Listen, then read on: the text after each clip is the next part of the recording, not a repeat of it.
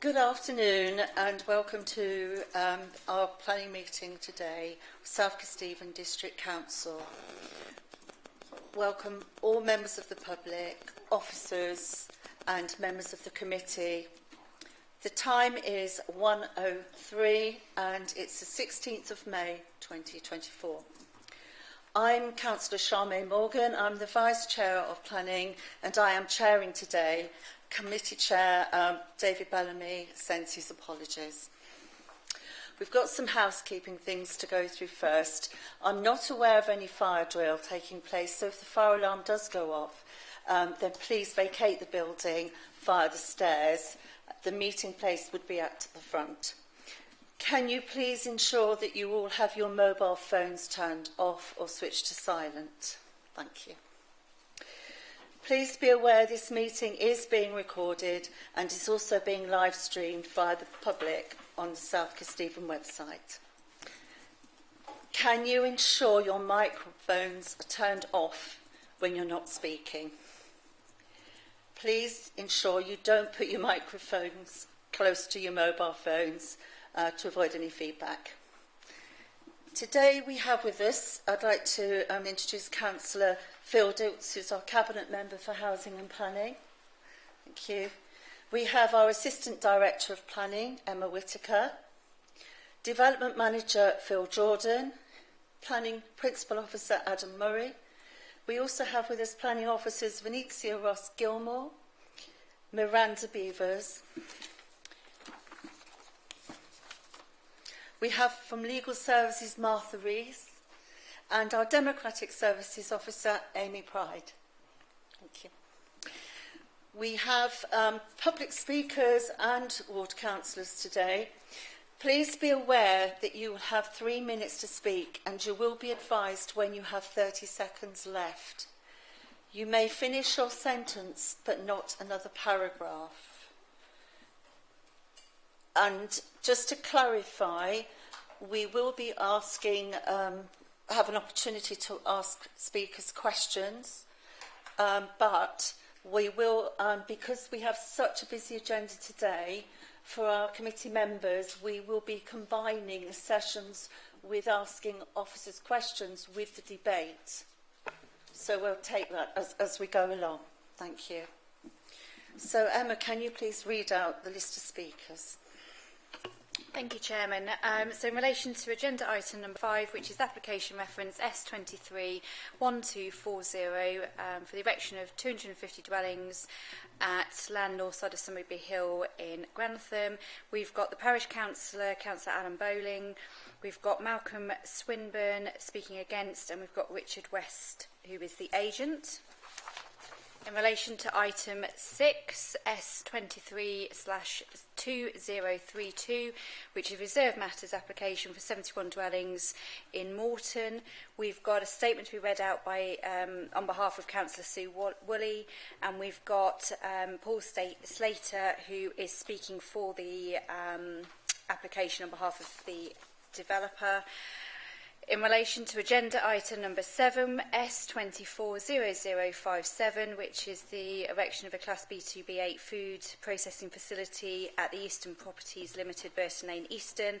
We've got a statement from Councillor David Bellamy to be read out, and we've got the applicant Sam Cordery here to speak. In relation to agenda item 8, which is S231432, which is retention of a mobile home for a temporary workers dwelling at Orchard Corner Farm, Drift Lane, Barkston. We've got Steve Elnor speaking against, and we've got Charlotte Majors, who is the applicant, to speak for the application. And we've got for item number 9, we've got which is application S240315, which is an outline application for 6 dwellings in Rippingale. We've got Councillor Richard Dixon Warren speaking. We've got Councillor Charlton, Chairman of Rippingale Parish Council. We've also got Steve Harrison speaking against, and we've got the agent for the applicant, Nick Harding, speaking as well. And then finally, we've got application item number 10, which is application reference S24/0092, which is a Section 73 application relating to the Doggy Daycare Centre at Carby.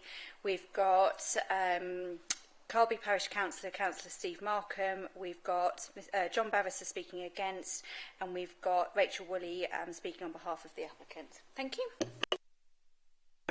Thank you very much. We will now go to agenda item 1. Do we have any apologies, please? Thank you, Madam Chairman. We've got apologies from councillors David Bellamy, Phil Gadd and Helen Crawford. Thank you. Thank you. Item 2, disclosure of interest. Does anyone have a disclosure of interest for Councillor Harrison? Thank you. Thank you, Chair. Yes, in the first item on the agenda, I actually live on that estate. So in the interest of, I don't have any preconceived ideas, but in the interest of keeping everything transparent and open, I think I will remove myself from any discussion or voting on that item. Thank you for that. Does anyone else have any disclosure of interest? If you do, you may raise them further in the meeting. I need to declare myself. I actually called in the first application S231240 based on concerns from my community. However, I am keeping an open mind and we will be listening to all evidence presented today. Another point I've spotted is that I actually know the wife of the speaker, Mr. Malcolm Swinburne, Susan Swinburne, but I do not know, have not engaged with Malcolm Swinburne at all, but for public information, I feel I should declare that. Thank you. We will now move on to item 3, which is minutes of the meeting held on the 14th of March 2024. You have only fairly recently received these, but does anyone have any issues, or are you happy with those minutes?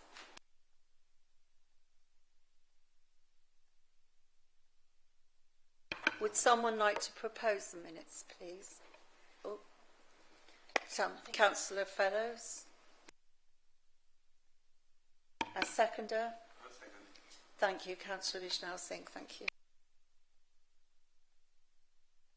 Yeah. And if we could have a vote then for all 4 of those minutes. 8. Thank you.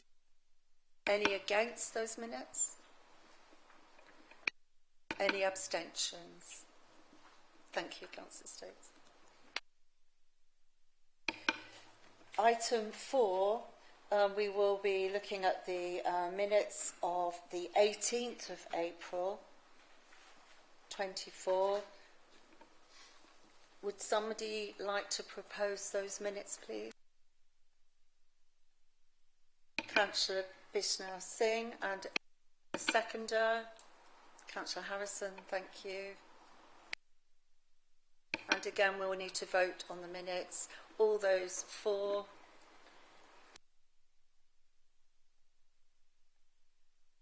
Thank you. Anyone against? No. Any abstentions? 2 abstentions. Thank you very much.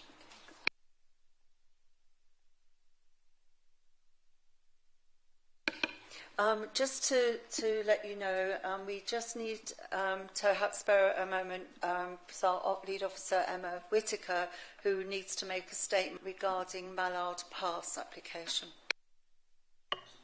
Thank you. That sounds rather grander than it was intended to be. The deadline for the decision for the Mallard Pass NSIP, or Nationally Strategic Infrastructure Project, decision was due today, but we've literally had probably about half an hour ago notification that the Secretary of State decided to reset the statutory deadline, and they've made a statement in Parliament to that effect, and they're now anticipating a decision on or before the 13th of June. We don't know anything further at this stage. Thank you. Thank you very much for that. So we now move on to agenda item 5, which is planning application S231240. This is for the erection of 250 dwellings with landscaping, open space and associated works of Somerby Hill in Grantham. And our lead officer on that case is Adam Murray, who will be presenting to us. Thank you.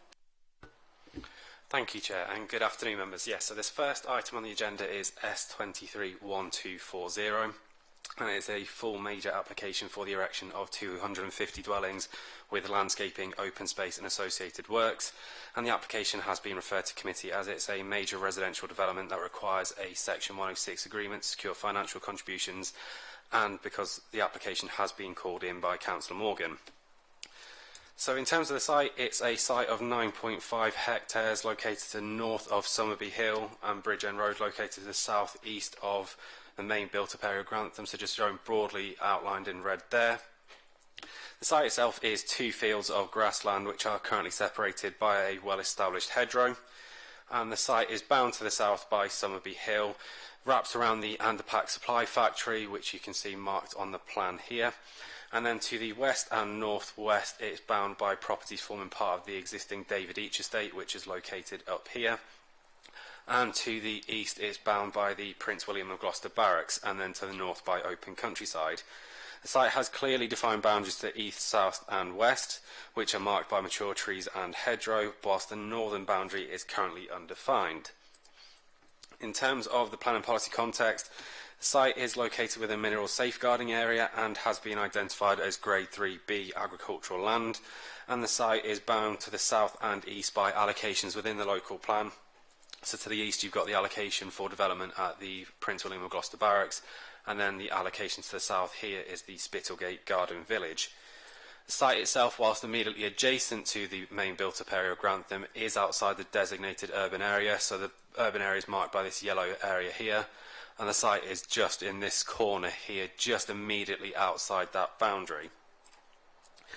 Key thing to note for members is that the eastern part of the site has been subject to 2 previous planning applications.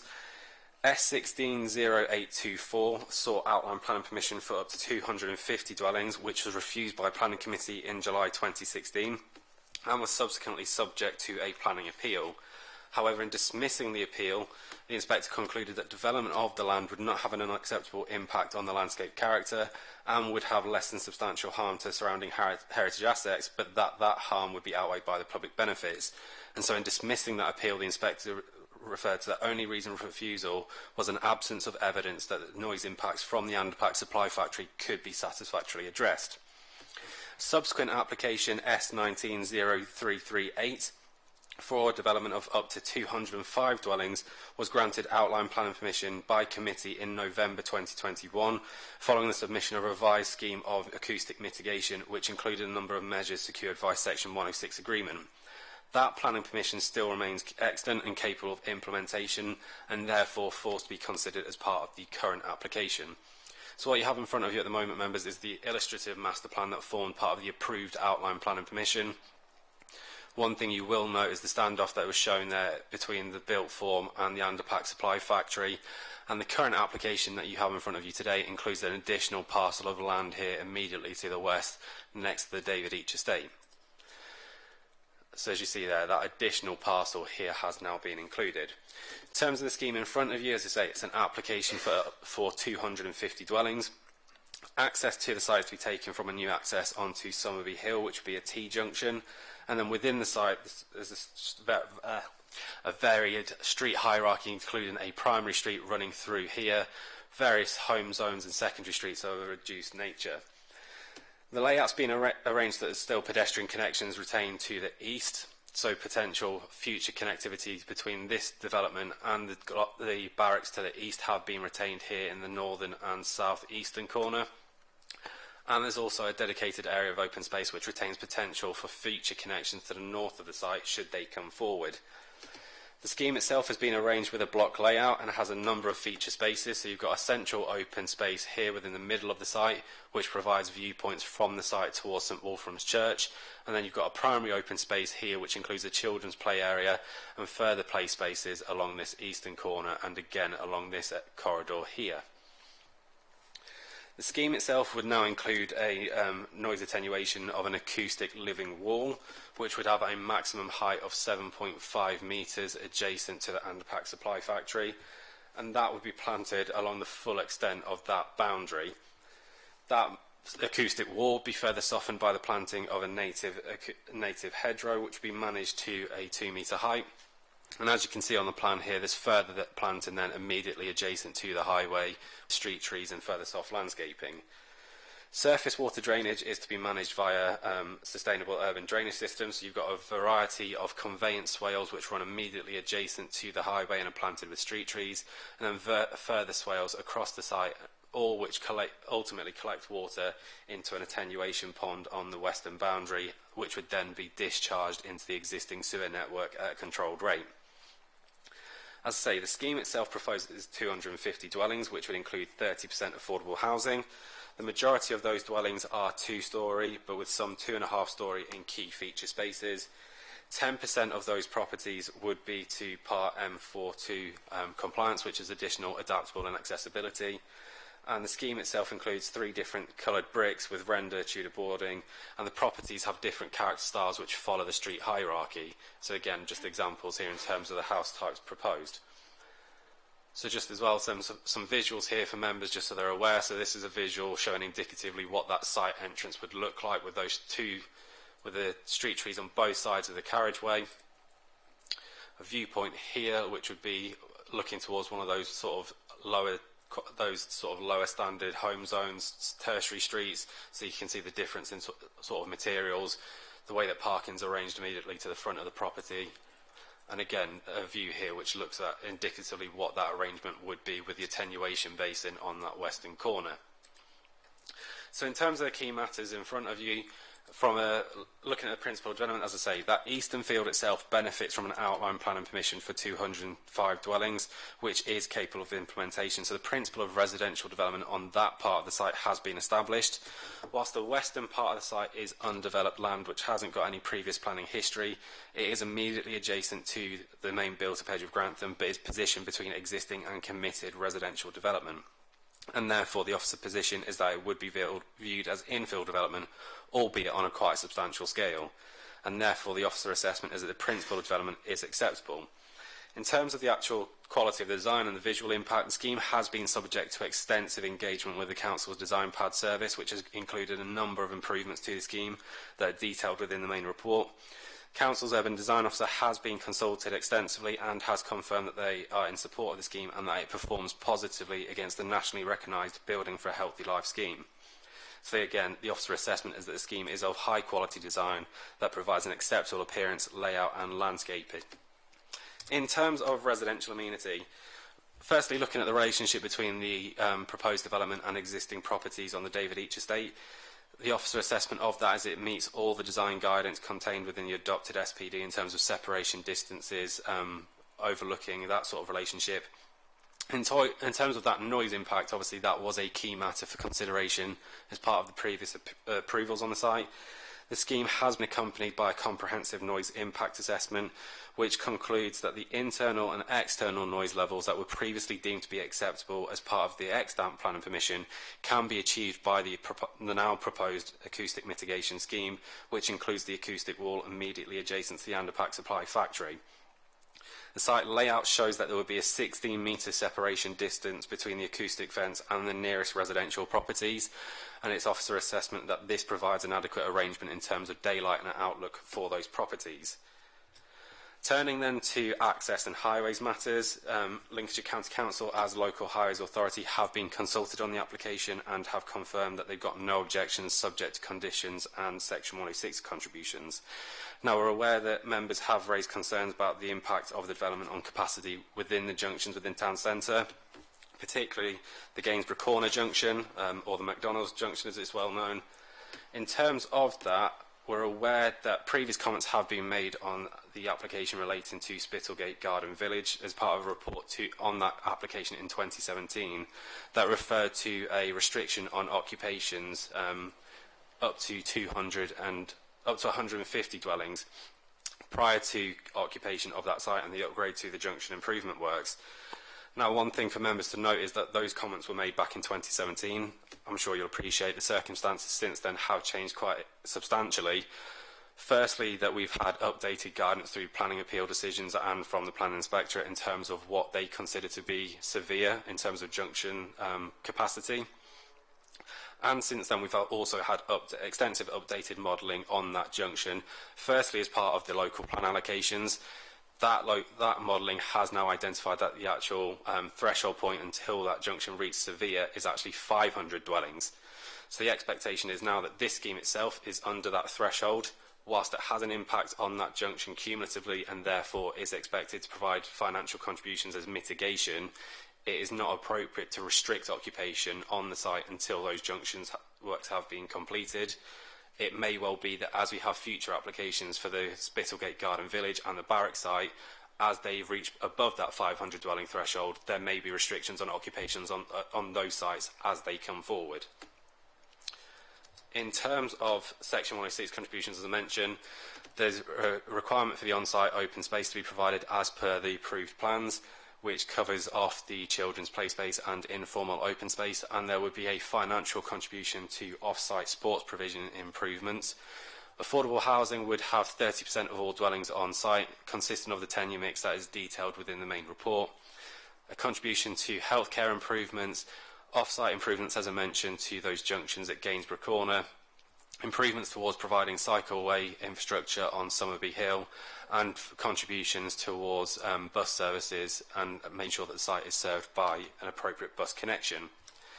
So in terms of looking at the plan and balance, as I say, 250 dwellings, which contributes towards meeting the council's housing land supply, which is a significant public benefit, 30% affordable housing of a range of tenures and range of property sizes, short-term benefits in terms of the construction benefits that come with that, and economic benefits that relate to the actual occupation of the site, and then environmental benefits relating to the soft landscaping and biodiversity improvements that come with that. In terms of negative impacts, there would be less than substantial harm to the setting of listed buildings. However, as mentioned with that, the inspectors previously concluded that a scheme of 205, the public benefits of that would outweigh the harm. The same situation arises as part of the revised assessment on officer assessment, is that the public benefits associated with a scheme of 250 dwellings would also outweigh that harm. And undoubtedly there is a visual impact in terms of the change from undeveloped land to what would be a residential estate. On the whole, though, the officer assessment is that public benefits outweigh the harms and that the scheme does accord with the development plan as a whole, and the material considerations do not indicate that planning permissions should be withheld, and therefore the recommendation to committee is to authorise the Assistant Director to grant planning permission subject to conditions and the completion of a Section 106 agreement. And I'll hand back to you, Chair. Thank you very much for that. If we could please have our first speaker from the Parish Council, Alan Bowling. Would you like to come forward, please? Alan is Vice Chairman to London, Thorpe and Harrowby Without Parish Council. Thank you.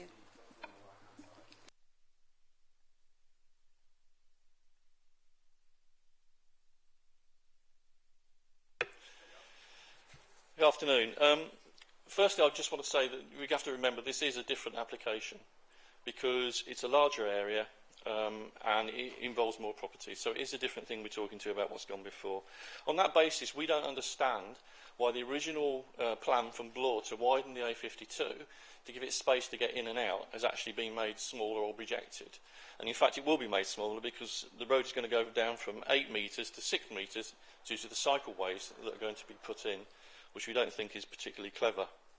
It's a 50-mile-an-hour zone there, and in addition to that, if you actually stand by with the entrance, you'll see that the road is actually designed in such a way that you should not overtake, and it's marked in that way. On the drainage side for the estate, we don't understand when there's even more houses coming in. We don't think there's enough being put into the drainage discussion. Each estate must not be used as an overspill. Its storage areas struggle to cope this year. And our parish suffers from loads of these drainage issues where we've had constructions on hillsides. Only last night I was dealing with one in Sunningdale. There's at least a natural spring there, which we've determined has appeared this winter as well. We also note the foul water capacity discussion that's going on with Anglia Water. We don't think that anything should be occupied in that estate until such time as that's been addressed. On the property mix, given that the SKD population has increased by 20% of those aged between 65 and 74, we don't understand why there's any single-storey dwellings for elderly residents. And their siting would actually be quite good in the Eastwood, adjacent to the Eastwood Drive area, because obviously it won't cause an overlook to the people who already live there in bungalows. We're very pleased, however, with the level of affordable housing. That's really good. Happy with that. And we're also heartened with the tree strategy. That's very good. But we would suggest maybe if SKDC can look at the trees that are scheduled to be removed from the barracks in the future and see if those can't be used as mature specimens to be used actually in this estate, should it be passed the application. And we also request that they're given some sort of protected status. Thank you. Thank you very much. Do we have any questions for our speaker? Councillor Mills. Yes, thank you. You've mentioned the lack of single-storey houses. Are you thinking of more elderly people? Do you have evidence of need from your parish for that sort of accommodation? We don't have evidence per se, other than the fact that the age profile of SKDC has actually increased by 28% between the last two censuses, up to 20% of the population, and yet there's not a single-storey dwelling there. It just seems very odd in this day and age that we're not trying to get, shall we say, elderly people out of big four-bedroom houses and get them into smaller ones and release the four-bedroom houses in the area. Thank you. Do we have any more questions for our speaker from the floor? Thank you. Councillor Vishnassi. Could you please clarify with regards to mention about drainage, and you mentioned something about last night? Is it the drainage is not coping, or what is happening to the water? Sorry, this wasn't here. This was on Sunningdale last night, where I had to report and actually get hold of the county councillor to try and get drain water that was actually coming out of a surface drain, out through the manhole cover, lifting the covers straight off the ground. And it's very prevalent, unfortunately, in our parish at the moment, that sort of thing. We have it coming out of lampposts as well on other estates. Can I, for secondary? So do you feel that Anglian Water is not properly addressed the concerns on that? I think our concern is we don't really know, but it's just our experience of all the recent developments in the area are causing us flooding issues for the residents that actually live in those areas. Thank you. I would like to ask you a question, if I may. First of all, you've mentioned that there's a natural spring that's emerged. Could you just tell us a little bit more I personally don't know the location, but the parish clerk does, and there's actually a spring within the area that's being talked about in terms of putting properties on it. Thank you. I will just ask our officers if you know anything about this, what's been referred to. Oh, Not aware of anything, Chair. It's not something that has been highlighted as part of the investigations or anything, or the discussions that we've had with the Highways Authority, with the Leeds Local Flood Authority. Thank you. The other question I had for you was around the highways and the comments that you were making about that. Has the parish council discussed any recommendations? Because you're right, there's a 50-mile speed limit in that area.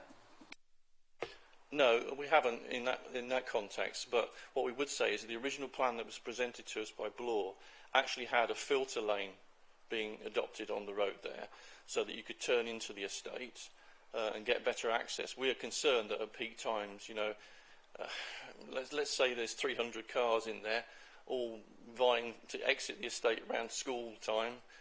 There's going to be some interesting issues on that particular piece of road, and hence we wanted to improve it.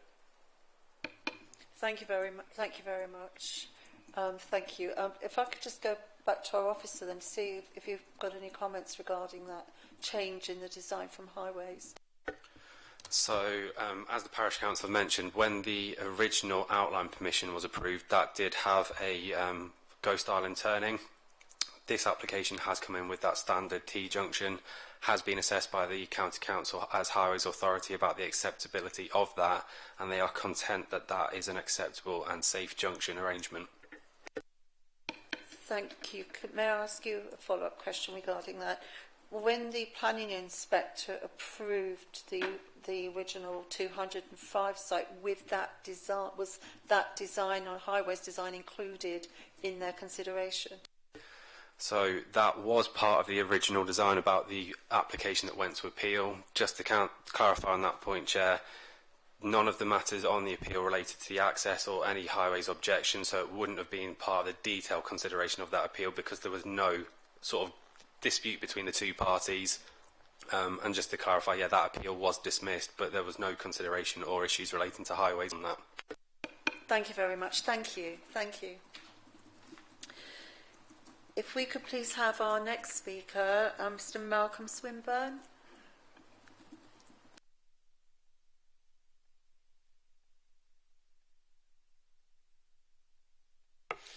Good afternoon, Madam Chairman, members of the committee, and my thanks for giving me this opportunity to speak. My objection at this point to this particular application is based on highway safety. It has been mentioned about the area of Gainsborough Corner. Currently, there is no adequate control of either traffic or pedestrianised use of that particular area. It is dangerous, insufficient, and has been for many years in need of some vast improvement. I personally have written to the portfolio holder for highways of Lincolnshire County Council, raising my concerns about public safety of this area. Over the last 20 years, they have always been ignored, and I've had no response from Lincolnshire County Council whatsoever.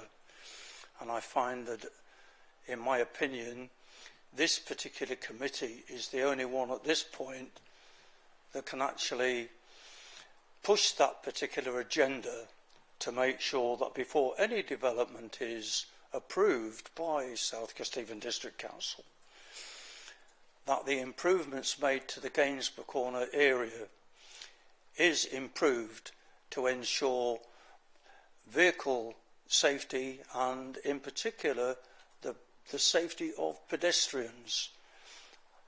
I use that particular area, that road, at least 4 times every day. I witness many times of pedestrians trying to cross from either west to east, north to south at that particular junction with great difficulty. Mothers with children in pushchairs and prams, holding toddlers by the hand, having to dodge across traffic which is always constantly on the move from one direction or the other. And my biggest concern, I think, is the problem that is caused by the backup of traffic underneath the railway bridge on Springfield Road, which is constantly causing backups of traffic. Currently, I've seen it, the whole of Springfield Road up to Harloxton Road, a constant stream of traffic waiting to go through that junction. Primarily, in my opinion, the reason for that is that the access into and from McDonald's causes a huge problem to both traffic and to pedestrians. I'm so sorry. Are you able to wrap up now, please? Sorry? So your time, you've reached your time limit. Sorry, it's not very long. No indication that I was 30 seconds to go. Yeah, it was said, but perhaps you didn't hear it. Were you finishing a key point or sentence? Because I'm happy if you wanted to just finish that. If you didn't hear. What I was saying was that the access into and outside of McDonald's is enabling people to do a right turn. If it's coming from Springfield Road, turning right across the flow of traffic, it stops the traffic going through, causing the backups, which is causing a huge safety problem, and in particular, from my personal perspective, to people who have no sight. Thank you very much. Thank you. If we could now... Sorry. Does anyone have any questions? Councillor Trotter, thank you. Thank you, Mr Swinburne. And as the local representative for the parish council, I know you spoke quite at length about the McDonald's junction. I'd just be interested to know your views on the access and entrance that's proposed on Somerby Hill.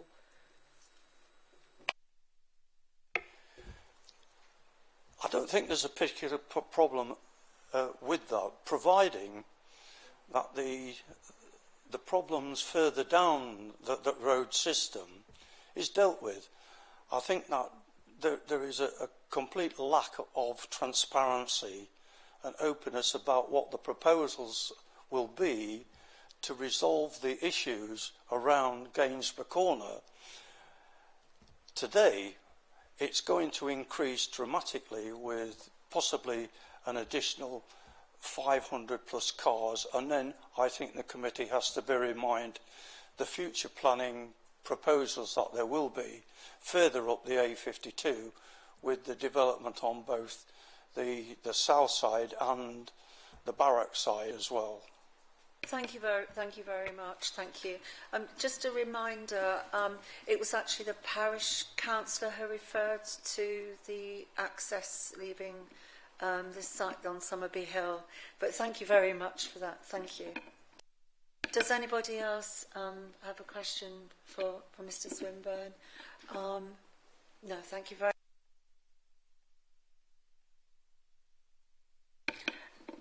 And if I can now call the agent, Mr Richard West. Thank you.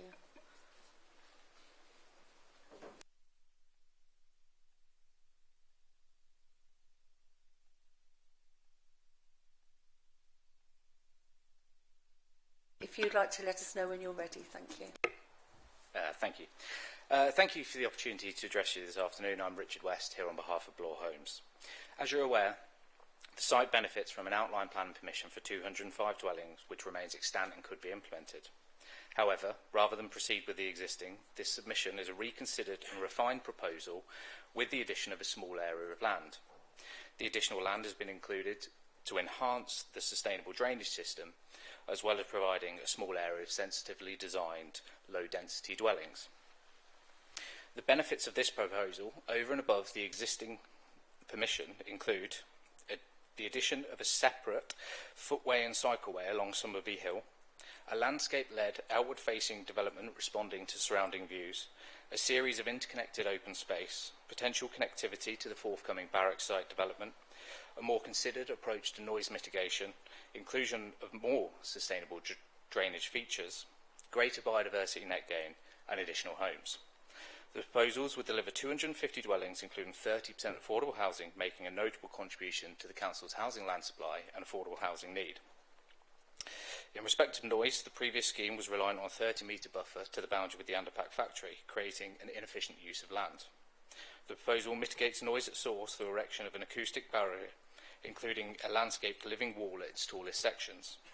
This mitigation is more effective, more efficient, and allows for relocation of open space to the north and eastern areas. We're aware that drainage is a concern for residents and the parish. We have undergone extensive ground investigations and soakaway testing and worked with the lead local flood authority to create sustainable drainage systems comprising a highway soakaway basin at the east of the site, a swale in the verge of the spine road, several interconnected swales through the open space, and an attenuation basin at the lowest point of the site, discharging onto Summerby Hill, ensuring no flood risk on site or elsewhere. I have a few visuals of the site to quickly run through to show you the quality of the scheme. The first is the gateway entrance to the site, showing the central boulevard. You can appreciate the tree-lined streets, wide segregated footpaths and roadside swale on the left-hand side. The second is a view of the leap, a view across the leap towards the central boulevard, showing the relationship and interface of the houses with the surrounding green infrastructure. And the third is a view of the homes from the western corner of the site by the attenuation basin, showing the eclectic mix of housing. In short, this development is an enhancement over and above the existing permission on the site. There are Sorry, no technical... you have 30 seconds left. There are no technical strains that cannot and have not been mitigated, and we've worked extensively with the local planning authority, consultees and parish council. The proposals represent a high-quality development we hope everyone can be proud of, and I hope that members are able to support the officer's recommendation. Thank you. Thank you. Before you go, does anyone have a question or any questions? Thank you. First of all, Councillor Wood. Thank you. I just wondered, as we've got an increase in ageing population, why did you not consider the inclusion of single-storey bungalows in the scheme? I think the requirement to meet an ageing population is met through the M42 standards to be accessible and adaptable. It means that those dwellings that meet M42 standards are built with level accesses, wider doorways, and able to be converted for people in wheelchairs and for a more ageing population. So the now inclusion of that additional 10% M42 over and above the existing planning permission does accommodate for an ageing population. There's also, in terms of the provision of bungalows, they have a quite significant land take, and obviously here we've got levels to deal with as well. So if we were to include bungalows, that would also then sort of push the development out towards the northern western boundaries and towards the David Each estate, which obviously we've tried to be sensitive towards. So sort of a number of considerations. Thank you. Councillor Mills, did you have your hand up too? Yes, thank you. I was just wondering, looking at your last slide, if you've identified any safety issues with such a deep attenuation basin.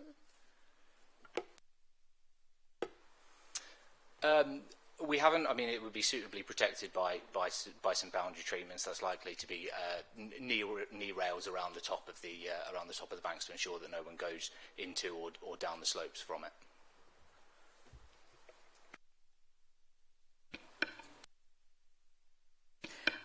Councillor Bird. Thank you, Chair. Yes, I'd just like to ask, the whole premise is on good design. Will the affordable homes be indistinguishable in materials, designs and quality to the rest of the properties?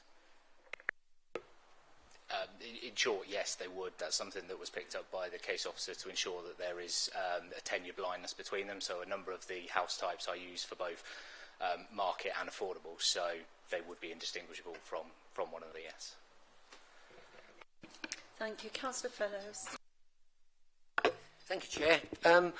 Could you explain why you made a change on the entry to the estate from the A52, going for apparently was a slip road into a junction into it, understand, rather than a T-junction? What's the thinking behind that, and are you happy that the present proposal is as good as the one from your previous application? Yeah, so when we initially started to relook at these proposals, we were continuing with the original site access arrangements. In discussions with the local highway authority, they were the one that requested the road narrowing and the segregated footway and cycleway, which we've now accommodated within our proposals. As I understand that's as a result of wider proposals along Summerby Hill to narrow the entire carriageway along more than just the length of our site, in order to reduce it down to a 30 mile per hour zone. The ghost island, or the ghost right-hand turn that was originally required, is because of the vehicle speeds at the moment. Now, once, of course, that's reduced down to a 30 mile an hour, the vehicle flows will be slower, and therefore it's less likely to get as congested, because when turning right, you'll be able to cross the oncoming traffic easier. So it's something that's been requested by the local highway authority rather than driven by ourselves, but we're confident that it will work within the scenario of once that 30 mile per hour has been implemented, which we're assuming that will be implemented as soon as our access arrangements have been agreed. But that'll be led through the Section 278 and the Sections 38 agreements, the technical approvals with highways. Thank you. So. Thank you. Councillor Bishnowski. Thank you for your presentation. I'm a bit concerned about the affordable homes. Yeah.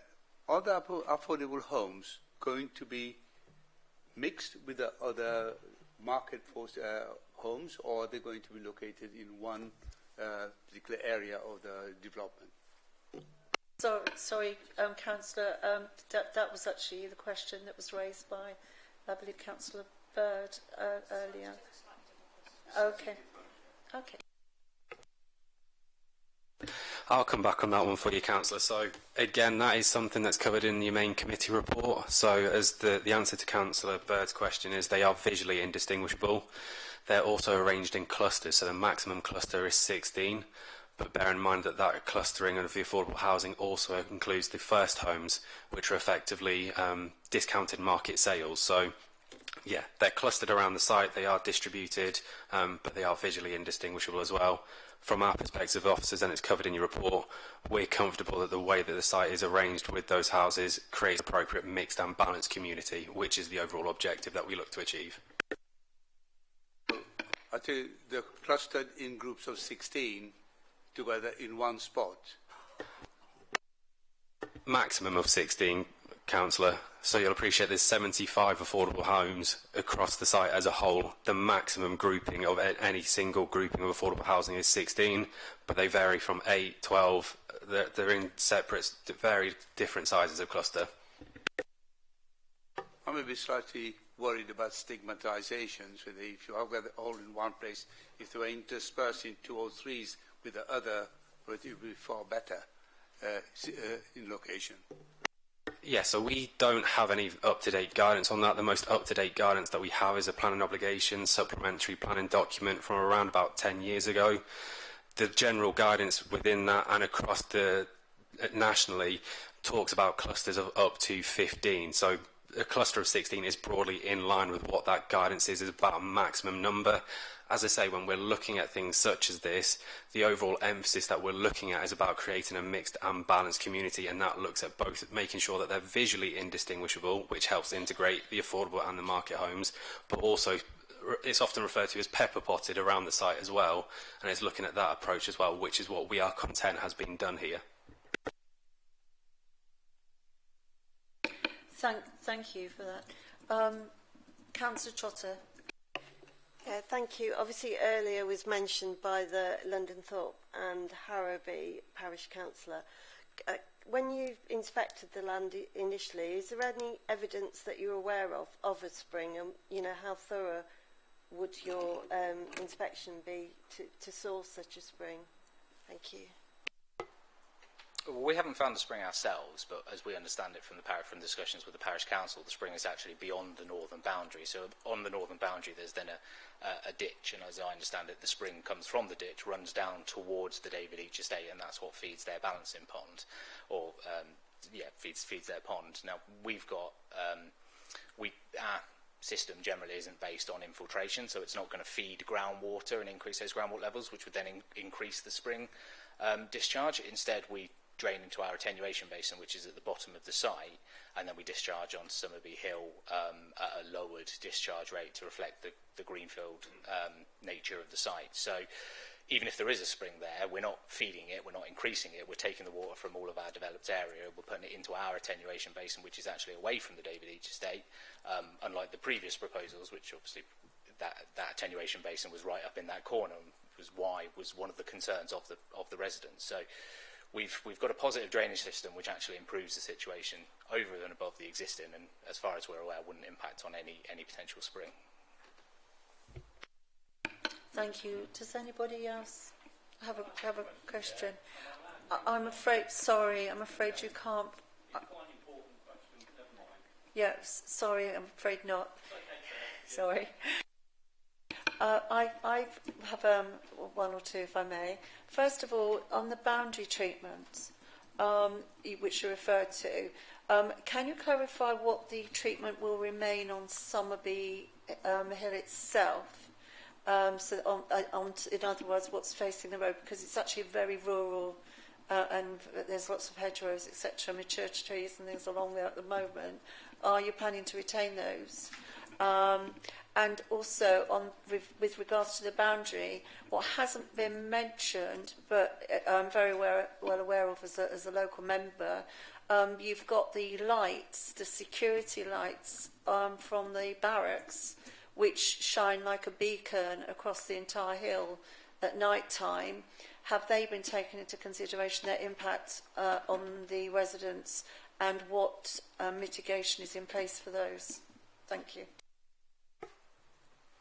Yes, in terms of the boundary treatment, as Adam's helpfully pulled up, you can see that the intention is to retain the existing hedgerow along the entire length, except from where we're going in with the vehicular access, and then a small area of the pedestrian access, which is down by the attenuation basin. So that'll retain as hedgerow.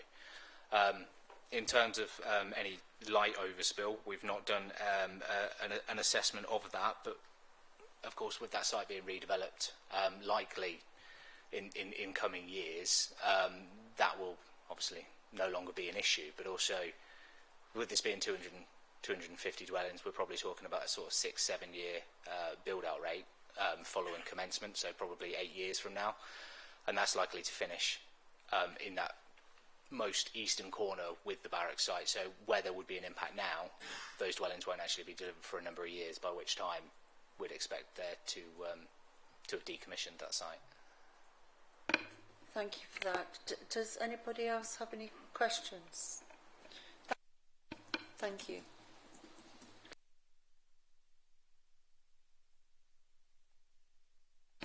Okay, so as I mentioned before, because of time, we normally break up questions to our officer and start debate separately.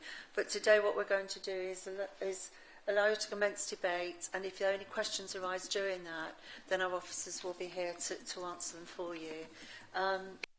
Is there anybody who would like to start the debate? Councillor Bishnell Singh. Thank you, Madam Chairman. I'm very concerned about the water management, swales and that, because recently we have had quite good torrential rains. And when the rain comes, especially when it persists for a couple of days, the rain gradually ground soaked, and it actually carries on and it comes in torrents. I just wondered the swales and the ponds that is designed here, will they be able to cope? And subsequently the water discharge obviously is going to go in somewhere in Anglian water collection point or into the rivers. I would like to say I'm concerned about that the pond itself will not be sufficient, especially when this development is on a hill and the water will actually rush down to the bottom of the hill. Thank you. If I could clarify that for me. Yeah, so just to give councillors a bit of comfort, I think as the speakers mentioned, we've had quite extensive discussions with this project through the Design Pad Service, which includes the County Council as our lead local flood authority. A lot of that discussion has centred around the drainage arrangements on this site and whether they are suitable. Now, as we've mentioned, a lot of the work is done here is utilising sustainable urban drainage systems, things such as the swales along the side of the road. What they do is effectively they capture the water and then control the rate in which it then accesses that attenuation basin in the western corner. So rather than that situation that you've mentioned there, Councillor Bisn asking about it potentially speeding up and encouraging almost quick rush off from the site, the swales and the attenuation ponds around the site are actually there to slow the water down and control it at source a lot better and control the rate that it then serves that attenuation basin. The attenuation basin itself, that then works at a controlled rate and mimics the greenfield runoff rate into the sewer network. So it doesn't actually increase the runoff rate, it very much controls it so it mimics the existing situation on site. And the capacity of that basin is worked on not only the actual impermeable surfacing, etc., it makes an allowance for climate change, it has an uplift over and above that for things such as, you say, those increased rainfall events that we are experiencing. the capacity of that drainage basin is calculated to accommodate those increases and potential future increases as well. Is this acceptable to Anglian Water? Is it the controlled discharge rate? The surface water is covered by the lead local flood authority. They've confirmed that they've put a condition on for a detailed strategy as well, but they are comfortable in principle that the strategy in front of them is acceptable. You can see that that's quite a detailed condition which relates to control on the rate of discharge, confirmation on about actual agreements over the point of connection, and also agreements in place about the actual management, whether it's taken on by a private management company or whether the actual management of that would then fall to a statutory undertaker. In terms of foul water drainage, Anglian Water, as you say, have been consulted. They've mentioned point about capacity within the existing network, but I think we've had these discussions quite frequently with the committee. There is an obligation on Anglian Water to accept those flows. If they had concerns in terms of needing additional time, etc., to put in suitable measures to mitigate that, they would have recommended conditions to allow them additional time, additional phasing, so they can put that in place. The fact that they haven't done means they're willing to accept what is being proposed. The second on different questions. Would that be okay, Madam Chairman? You may in a minute. I'd just like to, Councillor Bird had her hand. I'll come back to you though. Thank you. Councillor Wood after.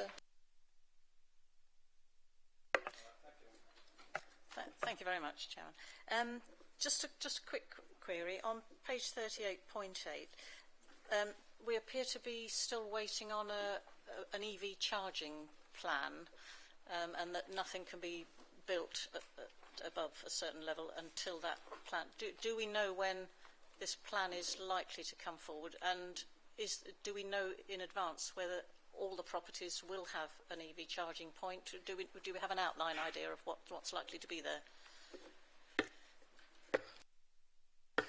So that's what's covered by that condition, Councillor Bird. So the condition includes a trigger point, which is the point at which the developer has to provide that information. So I think you mentioned I think the condition is above damp-proof course.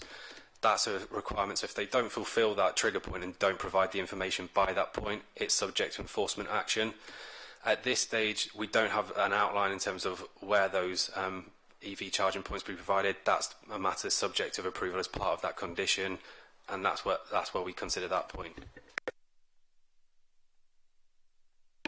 Thank you. Councillor Wood.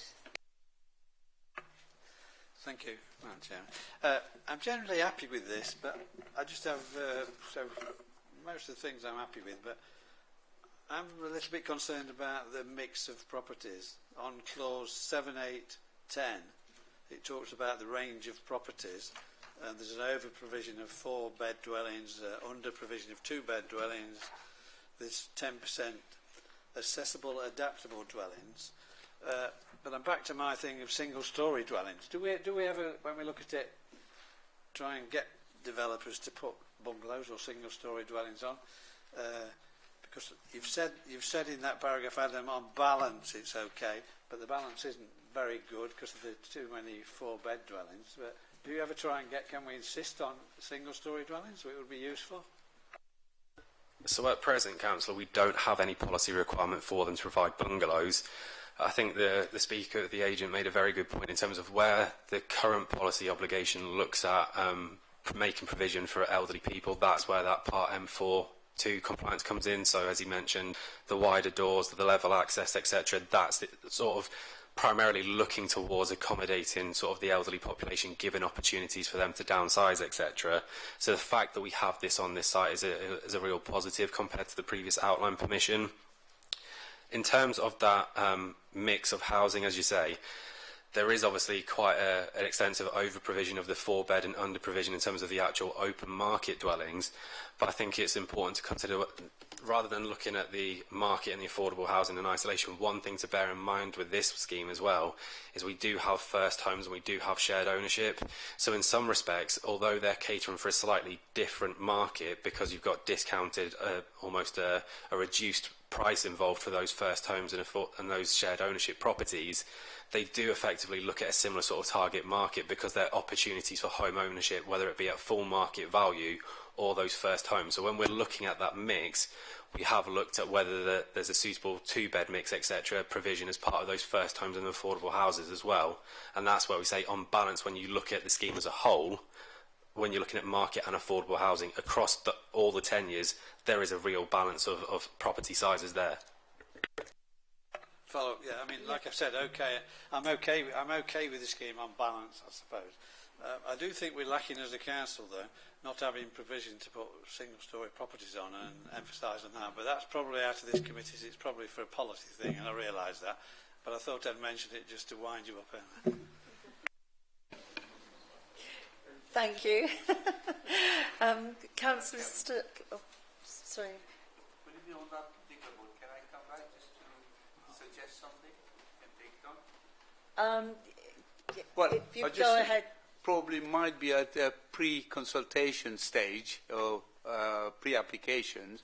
Probably at that time, probably we could mention that we would like to see some bungalows or easy access for retirees, things like that. Thank you. I imagine it was raised. Am I correct? I mean, when we do the pre-application exercises, we do talk about investigating local need, etc. So if there is a real demonstrable evidence of a need for bungalows, that is something that we encourage applicants to go away and investigate. But as I say, we don't actually at the moment have a policy obligation that we can specifically require applicants to provide that, albeit we do really encourage them, and obviously we do direct them to the points made by this committee about really wanting to see bungalows around the district as well. Surely in our expectation of the population growth, we are catering for the people that are living a lot longer, past 70, 80. Probably, obviously, they would like to downsize to a smaller building to that. I think probably we have to cater for that, don't we, as planning authority? We do, Councillor, and that's particularly where you look at things in terms of the property mixes and the property sizes. That's why our housing need is very much focused on those smaller properties, looking at particularly 2 and 3 beds, trying to generate opportunities for elderly people to downsize into smaller properties, or alternatively trying to give opportunities for young people to get onto the housing market as well. But in terms of actually providing specific provision for elderly people and bungalows, etc., that's something obviously that's going to come through as part of the ongoing evidence base for the local plan review, and something that the committee may wish to put forward as a recommendation as part of a policy as part of that emerging review as well. Thank you for that. Councillor Stokes. Thank you. I'm just curious about Lincolnshire County Council, particularly the education, because this is going to develop children within the area, and they seem to think that 2-mile walking radius for primary schools is quite reasonable, and 3 mile for secondary. It seems an awfully long way for me if I got a 5-year-old to walk 2 miles, but that's another issue. Lincolnshire County Council highways, though, it says no objection to this scheme, subject to conditions and Section 106 contributions. I seem to recall that when the original application was put in, there was a Section 106 contribution required for the corner round McDonald's to be improved. Is that going to be carried forward into this, or are we just going to lose sight of that? I mean, obviously, the previous planning permission is still approved, so I mean, I don't see how we could not approve these, but we need to make sure that we still have the same conditions that we had in the past. Thank you. If you look at page 33 of the report, Highways Junction improvements, £500,000 is allocated from Section 106 funding for the Gainsborough Corner and Harrowby. This is Harrowby Lane. I believe that should be Harrowby Road. Thank you. Yeah. Is that Councillor Smith?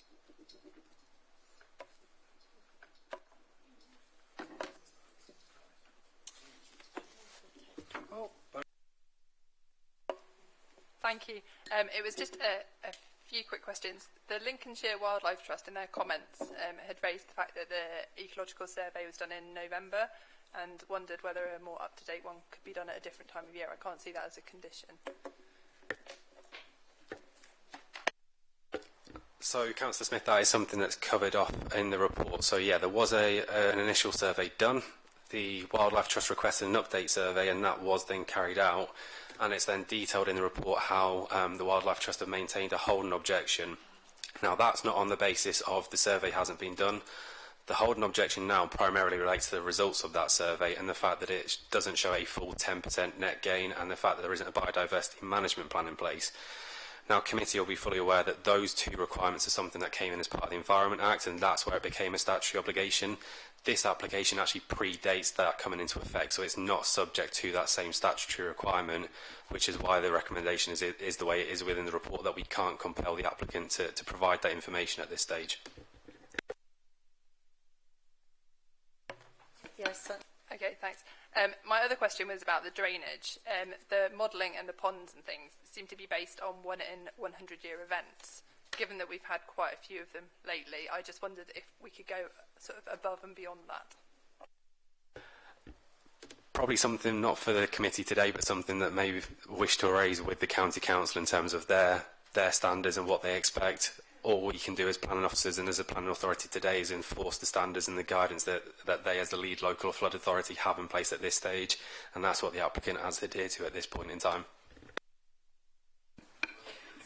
Thank you. Councillor Trotter. Yeah, thank you. Yeah, no, it's a good mix of housing, and without going into bungalows, yes, it'd be nice to have a few bungalows. I like the 16-metre gap as well that's been proposed between the fencing and the housing. Again, my concern, which has been raised by pretty much all the speakers apart from the applicant, is the highways. Can you just tell me, and I'm sorry if I'm being, a bit stupid, the 30 miles per hour limit, would that come in as soon as construction, obviously prior to construction? What would be the timing? Are you able to answer that?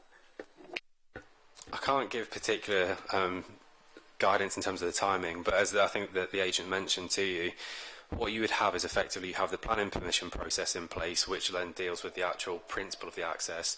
Alongside that, there's a technical approval process that they have to go with the Highways Authority, and that's where things such as extending the speed limit and bringing that into effect, there's a separate legal process that the county council, they would have to go through with them. Yeah, I think that's a must, and it does concern that there's a narrowing of the car highway. It will just ask for accidents if that doesn't get sorted before anything else, especially with A1 accidents, etc. It all depends on timings, with the bypass, etc. But yeah, that's my main concern, being a local person. Thank you. Thank you. Councillor Vishnasi.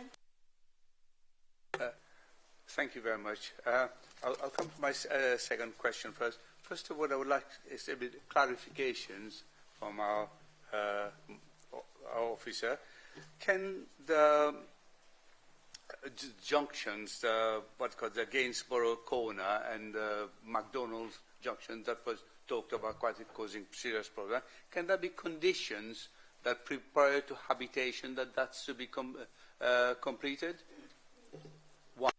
So, Councillor Biznowsing, that's the point that we've discussed as part of the presentation. So, what the requirement is that they provide a financial contribution towards upgrading that junction.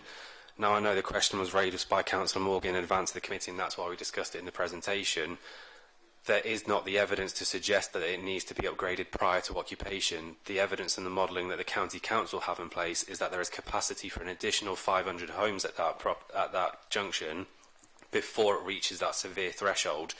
This scheme obviously will have an impact on that junction as part of the cumulative impact with the other development in that south-east quadrant, so looking at the Garden Village, looking at the barracks, which is why they have to make a contribution. But there is sufficient capacity at that junction to accommodate this development. it may well be that as we get beyond that 500 dwelling threshold that the County Council have currently identified with that modelling, so say when the garden village comes forward, which is obviously a much larger scale, it may well be that it's appropriate at that point to put a condition restricting the number of occupations on that site. But at this point in time, based on what the modelling shows, there is capacity to accommodate this development as it's come first. But the 106, that is here for the highways being asked to the 500k, is specifically mentioned about the Gainsborough corner and the Harrowby Road. So I would assume that this comes off this particular development before we wait for the other development to come along. Yes, so as I mentioned, Councillor, that's the point where the developer has to pay the contribution towards those improvements, but it's within the control of the Highways Authority that are actually doing those improvement works. It's not for the developer to do it. That's what I say. They make their fair contribution to it. That's where the Section 106 contribution comes into place, but there's not the evidence to put a restriction on occupations on that site until the works are done.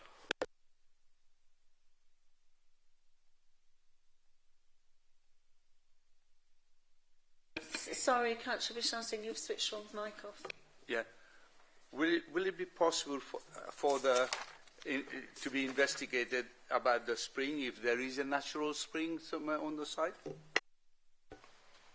It depends what the reason for that investigation would be, Councillor. As we meant, I think as the agent mentioned, the spring itself isn't on the site. It's understood to run along that northern boundary. The drainage scheme that you have in front of you wouldn't actually affect that spring. So there's not necessarily a reason to investigate it further as part of this application because the scheme in front of you wouldn't affect it. Thank you. Councillor Fellows. Are you ready to accept the proposal, Chair, or do you still want to carry on discussing? I can. I just had a few questions myself, and then I'd be happy to You're in the chair, Chair. Thank you. I was being polite and letting everyone go first. Actually, following the thread of the concerns regarding the impact on Gainsborough Corner, we are the actual planning authority, lead planning authority.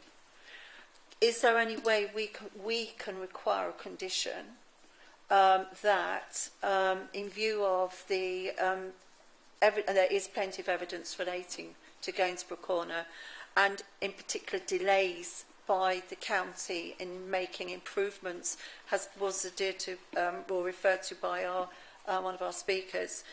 Is there any way that we can put some form of condition in that because to me £500,000 spent generally is extremely vague, and I'm very conscious this committee about 6 years ago gave planning permission for the removal of the traffic island on South Parade because we were advised that the issues there would be resolved once the relief road was finished. Well, here we are, and in the meanwhile, all I can do is completely support as a local ward member, the comments that were made by the public speaker regarding how dangerous that junction is, and it's ironically leading to more traffic because parents are driving their children to school in the schools on this side, the development side of the town, because they can't leave their children to safely cross that junction. So it's actually also creating some real issues already with no additional development. The other concern I've got, I will declare I live on Harrowby Road, and now trying to get out of Harrowby Road at peak times, you can easily wait 15 to 20 minutes at peak time to do a right turn.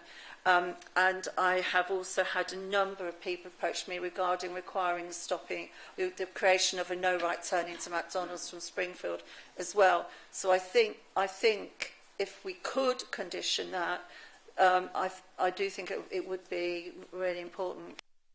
So just to start again, I'll reiterate the point I've made, Councillor Morgan, in terms of what the evidence shows about the severity of that junction. As we say, the modelling and the evidence that we have from the County Council is that that junction is capable of accommodating 500 dwellings until it reaches the point of severe. Now, it may be worth committee members bearing in mind that when it comes to assessing severe impacts from a highways perspective, and this is the point that I mentioned in the presentation about further guidance from appeal inspectors, Generally, the point where the inspector agrees that something is severe is where there is queuing beyond the peak hours. There is generally an acceptance that during peak times you will have those higher sort of flows, etc. But outside, it's where you have extensions and exacerbating that issue beyond the peak hour is where they consider it to be severe.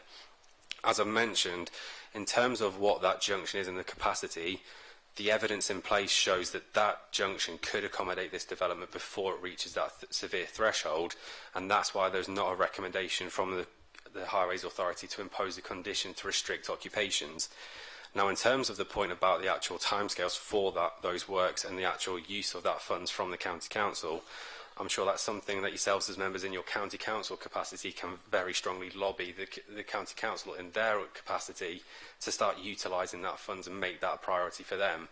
But as part of the committee's decision in front of them today, the applicant has fulfilled their obligations when they've made that financial contribution, and there is not the evidence to restrict occupations on that site beyond that. Just to clarify, I'm not a county councillor, just to clarify that. Thank you for that. The other point is going to, I was actually picking up Councillor Stokes' question about education.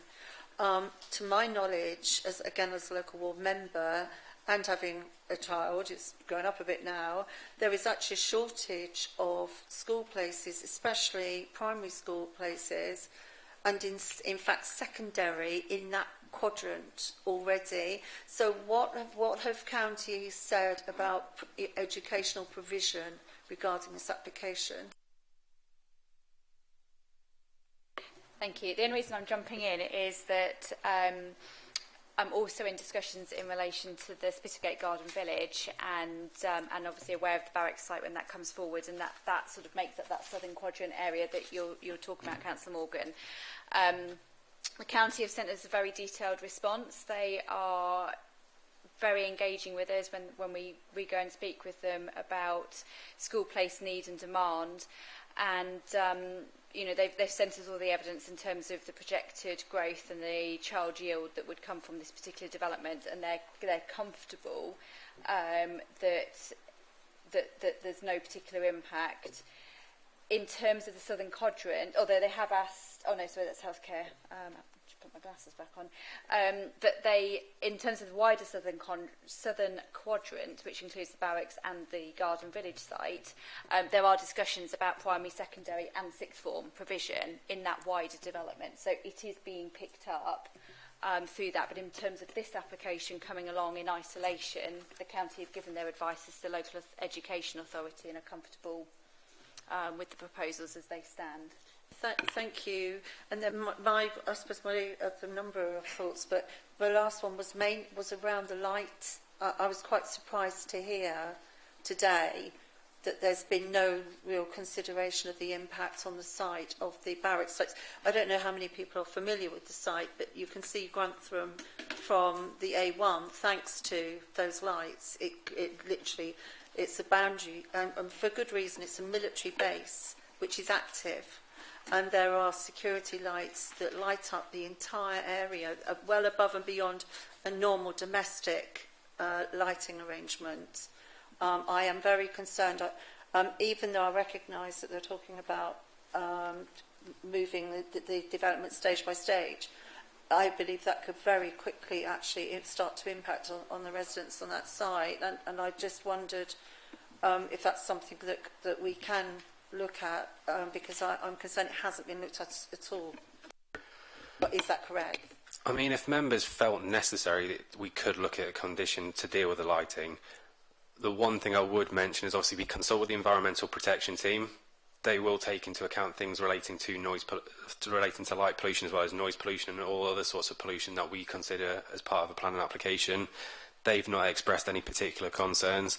And again, I just refer committee back to the fact that this is a site that does have outline planning permission in place. That outline permission does not require any further investigations in terms of lighting. It wasn't identified as an issue as part of that previous permission either. So I would slightly caution the committee on that basis of it's not being raised as an issue. There's nothing within this application. It doesn't extend closer to the barracks, etc., which would mean it's more of an issue than the previous permission that could be implemented. Albeit if committee felt very strongly about it, we can condition it if you really do wish to do so. Thank you for that. Would you like to just speak? So, just for the benefit of the Planning Committee, I've pulled up the indicative outline plans, and obviously they are indicative, but the plans that we looked at then also showed housing along that edge with the barracks site. So, on both schemes, although there's a smaller number of dwellings on the other scheme, in both schemes you would have housing up to the barracks site. So, in that sense, there's no material difference between the two schemes. Thank you. Councillor Fellows, I'll go to Councillor Fellows next. She mentioned if you'd like to move forward. I was just going to make a proposal, yes, Chair, if that's appropriate. Yeah. No, I mean, notwithstanding all the excellent points that committee members and colleagues have raised about points going on that we need to look at and perhaps discuss further, I would like to propose that we accept the officer's recommendation to accept this development. Thank you. Do we have a seconder for that? I'll second that. Councillor Stokes, thank you. So that means at the moment we are now just into debate. We have a proposal to accept on the table, so moving forward, if there was any debate, it would be on that proposal. Councillor Bishnell Singh.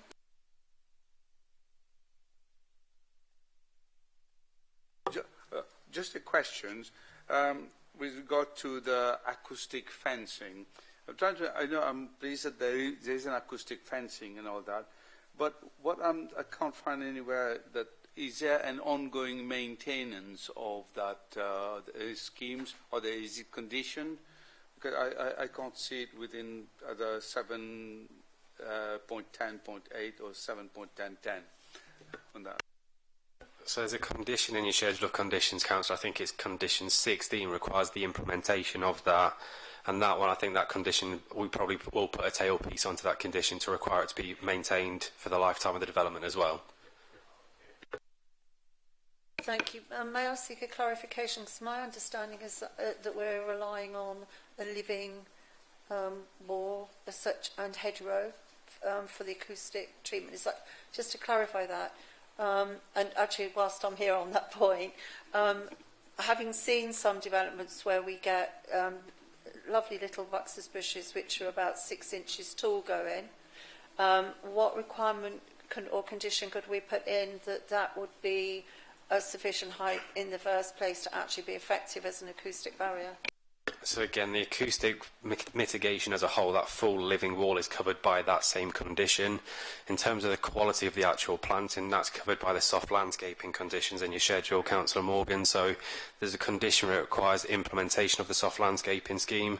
There's a condition that relates to a landscape management plan, and there's a condition in place in terms of soft landscape and protection for the first 5 years of the development as well. So if anything fails within that first 5 years, there is an obligation for the developer to replace it. Thank you very much for that. Thank you. Does anybody else want to? Councillor Mills? Well, just on that point, I do notice that condition 17 is before any dwelling hereby permitted is occupied, a verification report that effectiveness of the noise remediation scheme. So that's quite a good condition to put in there at an early stage so that we know. Will that be managed by a management company? Yes, Councillor, the likelihood is it's probably going to be covered by a management company, but again, that's covered by the actual condition, at the actual soft landscaping, etc. That covers the actual arrangements in terms of private management or whether it's going to be adopted, etc. So it's covered by the condition as well. Yeah, thank you. Emma, you have something to... Yes, thank you. So there was a suggestion in relation to condition 16, which is acoustic mitigation implementation, that we add that the acoustic mitigation be maintained for the lifetime of the development. Whilst I saw some general nods, we do unfortunately need to ask that someone moves that amendment officially and seconds it. So I've got Councillor Fellow who originally proposed it. Are you happy to propose the amendment to condition 16? More than happy. And just for ease, is Councillor Stokes happy to second that proposed amendment? Yes. So we've got a proposed and seconded amended motion, which is to amend condition 16 in the papers. Let the question be put now, Madam Chairman. God happy. You've got a further question, did you say? No, now put it to a vote. Yeah, I actually would like to, we've mentioned earlier the concern around the lighting, and that could be conditioned. I do think this could be a particular issue at this site, unusually so, and I would like that to be a condition if that's acceptable as well. Can we just be clear, Councillor Morgan, exactly what you want that condition to be? Because I'm very mindful that your concern relates to from the lighting from the barracks, which ultimately the developer here doesn't have control over the actual use of that lighting.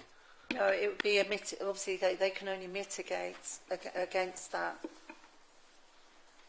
Or it might require, as this hasn't been looked into, a deferral for a proper report to be done on the impact. So far we've actually only got some anecdotal comments back regarding whether or not, and with no actual assessment of the impact.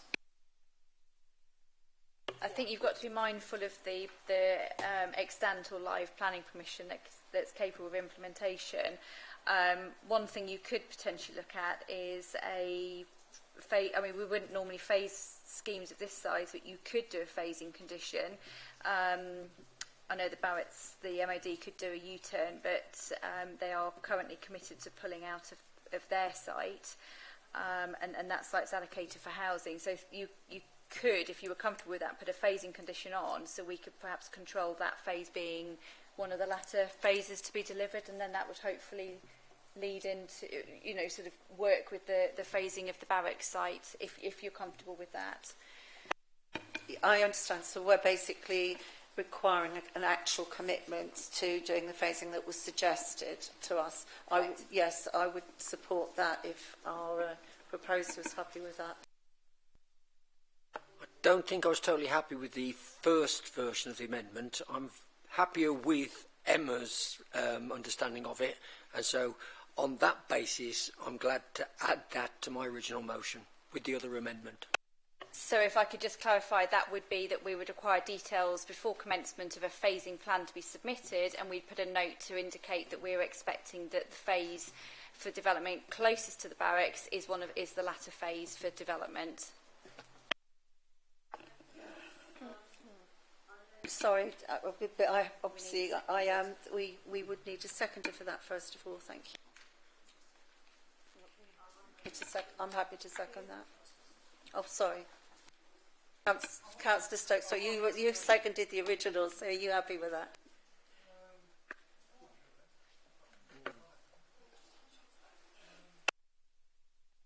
Oh, thank you. Yeah, partially happy, but I know what you're going to say. But in the event, I mean, those lights are going to come off anyway when the barrack site is developed, aren't they? So I'll go with the amendment. Thank you. Before we go to a vote, I just want to get. We've had a number of people raise concerns around highways. I know we have discussed it, but is there any? I've got to ask this question because I know it is a real issue already in this area. Is there anything whatsoever that we can do as a local planning authority that will have some controlling impact on the amount of vehicles or whatever highways changes that may be required based on the feedback we've had so far from highways?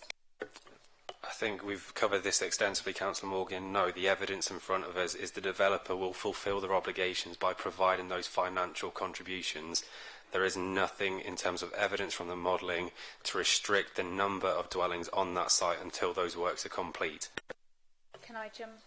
Yeah, sorry, if I can just give some further advice.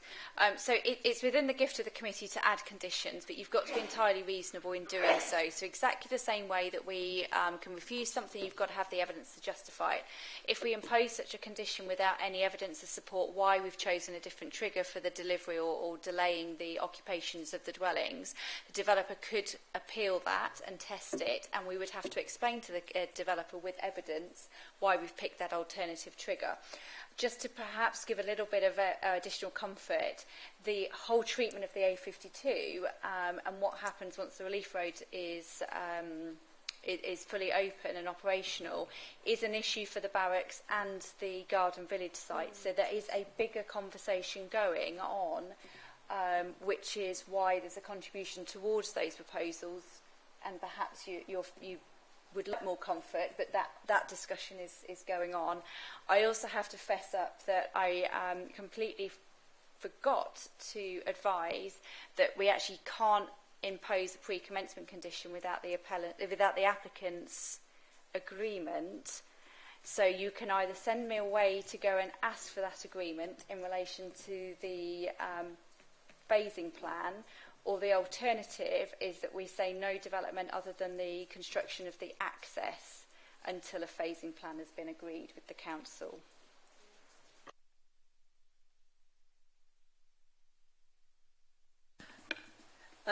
Councillor Fellows. I'm minded to reject the second amendment, if I'm perfectly honest, because I think it's opening a whole bag of worms that hopefully, as Councillor Selby pointed out, will probably not be an issue whatsoever. So I think where I'm at is I will happily propose we accept the officer's decision with the first amendment, but we didn't actually vote on the second amendment. So I don't accept the second amendment about the lights or the phasing, and so over to you, Chair. Just to clarify, you're going back to just the amendment to condition 16. Just to come back, though, I think it is important to be aware that the having some discussions with the local Ministry of Defence representatives, they are quite firm that they require that site as an operational site. So although we know planning applications have been put forward for that site, there is no actual guarantee that that site will be developed, nor is there any guarantee it will be approved by this committee. We're looking at what we've got now, and what we've got now is a military barracks in use at the top of that hill, and I understand about 7,000 men and women use that site every year at least. It is an extremely important training site for our military. However, I think that there are other concerns that I may have. So what I'm going to do is move forward, and I'm going to put this to the vote and see what the members are minded to do. Thank you. So we've removed that condition. So just to remind us then what we're now voting on, please. Absolutely. So it is that the committee delegates authority to myself to grant planning permission subject to completion of the legal agreement and the conditions set out in the papers, with the addition to condition 16 to require the acoustic mitigation to be maintained for the lifetime of the development. Thank you. Thank you. So all those in favour of that proposal, please raise your hand.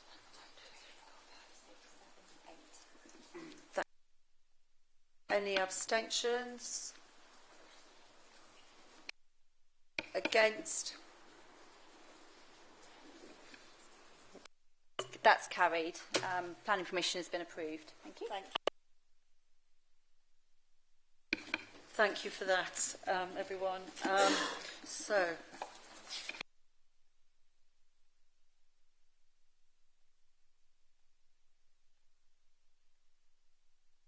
I'm going to propose, because we know we've got quite a heavy agenda, that we have a 10-minute break now, and Councillor Harrison will be called back into the meeting room. Thank you.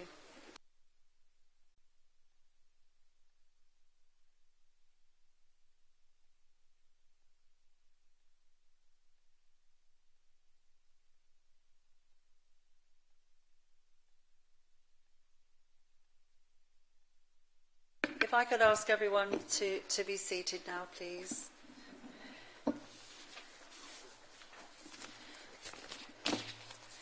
So we are now reconvening our meeting. The time is 2:46, and we will be moving on to agenda item 6, which is on page 49, and we are looking at application S23-2032.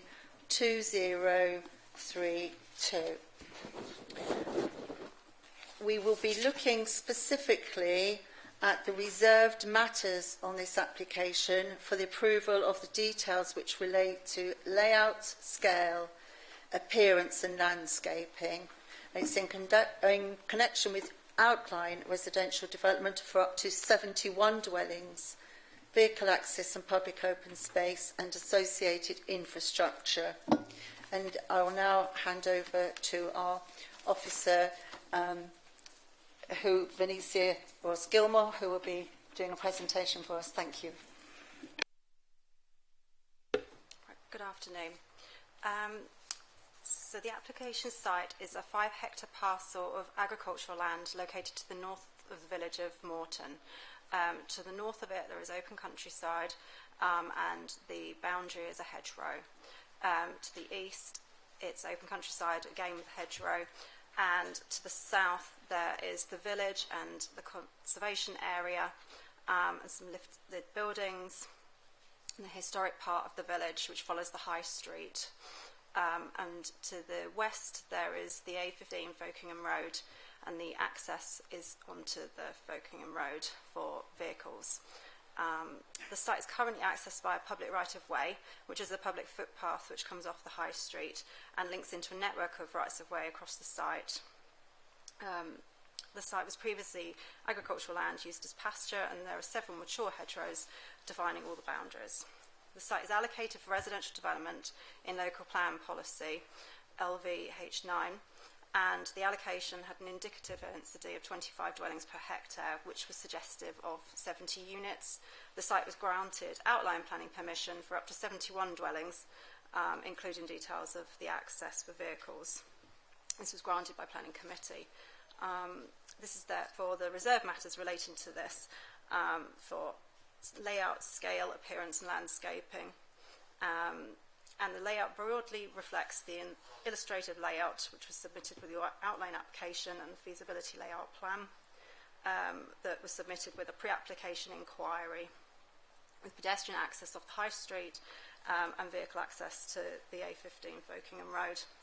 The dwellings are set in a block arrangement facing estate roads, and there's a series of private drives and a central spine road in the centre running east to west with SUDS features, and this is lined with highway trees, and there's open space to the northeast corner and surrounding the site on the southern boundary.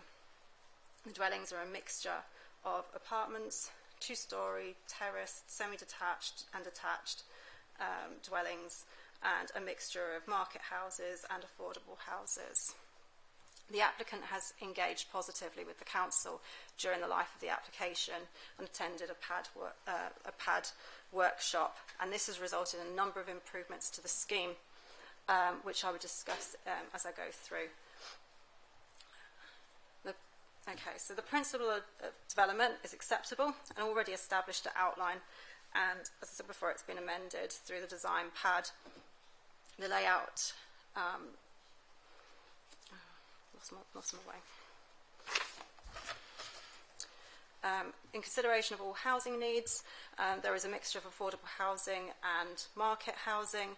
There is a mixture of house types and sizes, and the affordable housing is distributed throughout the site. In design terms, the development is expected to make a positive contribution to local distinctiveness, vernacular and character of the area. And this reserve matter has considered the detailed design of the scheme. The design has been through several iterations following the consultation with officers, including the design officer and the conservation officer, and there's been significant improvements to the design. In terms of layout, there is a defined and legible street hierarchy with properties overlooking and creating natural surveillance. There is open space, both formal and informal, and the positioning of the informal space provides a buffer to the conservation area. There are 2 attenuation areas providing SUDs within the informal open space. And a particular note is the retained public footpaths, which are throughout the site, and they provide an attractive route through the open space. There is also an attractive entrance gateway into the site for pedestrians and cyclists, which includes a footway, cycleway, and the retained public footpath. The impact on heritage has been carefully considered, and the layout has been amended to reduce the potential harm to listed buildings and conservation area. The open space provides a buffer along with planting, and highways have also been involved in the consultations and the design pads, and it should be noted they would be undertaking technical approval of the highway infrastructure. As you can see from this slide, this shows the entrance gateway. One of the changes from the design pad was, instead of one very large attenuation area on this entrance gateway for pedestrians, it has now been divided into 2, which provided the opportunity to retain the footpath and also an attractive area with seating and informal space. And it made this a much more prominent entrance for pedestrians, and means that it offers a link through to the rest of the village. This is the route you'd take for accessing the school and the local shop, and it no longer feels like the back of the site. In terms of scale, the majority of dwellings are 2-storey, but they provide between 1 and 4 bedrooms. They're arranged in detached, semi-detached and short terraces, and they meet the requirements of the Section 106 for affordable units. For appearance, the applicant has looked into the local area, and the design reflects local materials, the palette of materials. There is a mixture of brick and stone and render. The designs are reflective of the heritage assets in the village. There is a mixture of materials and house types. This was discussed at the design pad. The affordable houses are indistinguishable from the market houses. The design has a traditional vernacular, and there's interesting design features such as stone sills, timber, brick porches, bay windows, and there's also clear boundary denotion with low walls, estate rail, brick walls, picket fences and timber knee rails. This is indicative street scene. In terms of landscaping, open space was discussed at the outline stage. However, this has been amended following the design pad to create the informal open space with the shared footpath on the southern area. There's formal open space to the northeast with the children's play area, and the informal space on the south at the entrance gateway. Hard landscaping has included permeable block paving for surface water drainage, and the soft landscaping, there is an extensive scheme which includes trees, shrubs, turf areas, meadow grassland and aquatic plants, both in the formal and the informal open space. There are mitigation measures for wildlife, and the boundary treatments, depending on the location. There are several improvements following the design pad, such as stone walls along the central spine road through the site.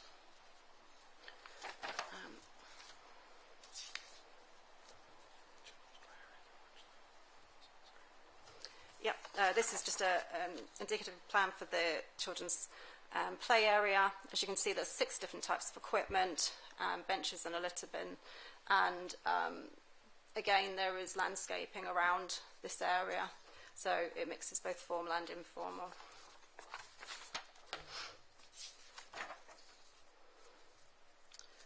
I will return to drainage because this isn't a matter for approval today. Therefore, in my evaluation of the planning balance, the principle is established and acceptable. The proposals would result in a well-integrated housing extension to the village and considerate of the conservation area. There's a range of house types and tenures which reflect the local need. It would have minimal impact to the conservation area and neighbouring listed buildings. Highways have confirmed that there will be no significant or severe impacts on the highway. As a result, there's adequate on-plot parking and improvements to the public right-of-way network out to the A15, Wokingham Road. Therefore, the minimal impact to the conservation area is outweighed by the significant public benefits attributed to this scheme, including the market and affordable dwellings. There's been extensive engagement with the applicant and amendments following the design pad, which equal good design. And this accords with the development plan as a whole. Thank you. Therefore, the recommendation is to authorise the Assistant Director to grant planning permission subject to conditions related to securing boundary treatments in accordance with the details provided, first planting, seeding, soft landscaping, and soft landscaping replacement should it be necessary for a period of 5 years. Thank you.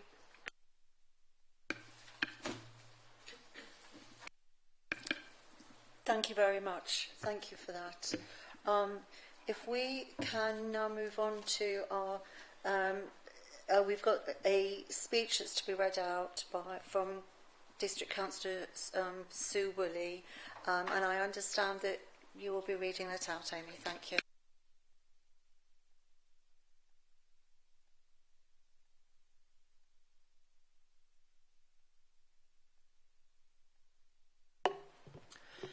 Dear Planning Committee, as well as a local SKDC councillor in a nearby village, I am the County Councillor representing the area of Bourne where the above application is proposed. A number of residents have asked me to make you aware of concerns they have regarding the above planned application, namely an Aldi supermarket sited off A151 to the west of Bourne. One of the main objections in the perceived need for this site to be used when it was only decided recently that nearby land reserved for light industrial use, S22 1240, onto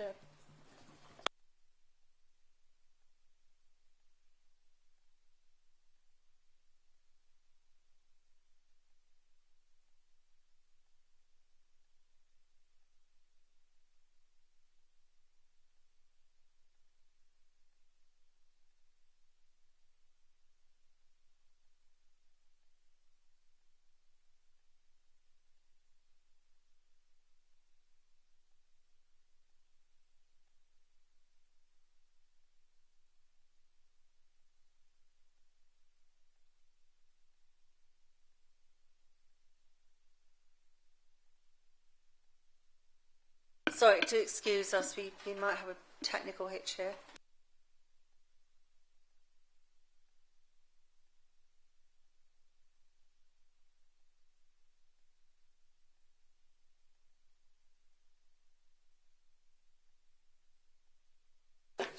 Apologies about that. I have got the right one now. Okay. Dear Planning Committee, it's a local member for the village of Morton. I want to draw to your attention one of the main concerns residents have about the above planning application, reserve matters. The issue regards the drainage from the site, particularly into the High Street in Morton. Earlier this year, following Storm Henk and then Storm Babette, several properties in the village suffered flooding into their properties. The properties are all downstream of the S23 2032 application, as well as the higher ground running off Gunborough Hill, approximately half a mile away. The drain 18 Rundle on the High Street was unable to cope and the water bubbled up through the gratings on the highway, displacing a number of them.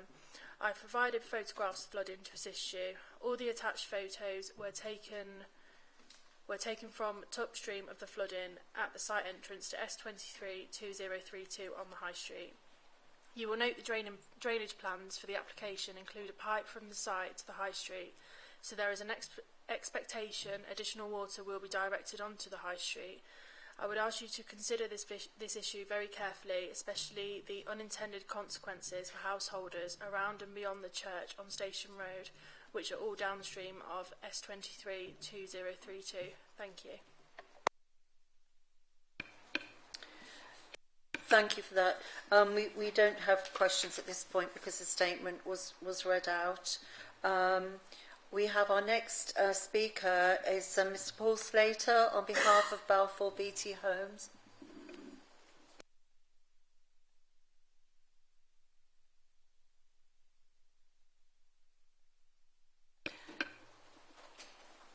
If you indicate when you're ready, and then you'll have 3 minutes from there. Thank you.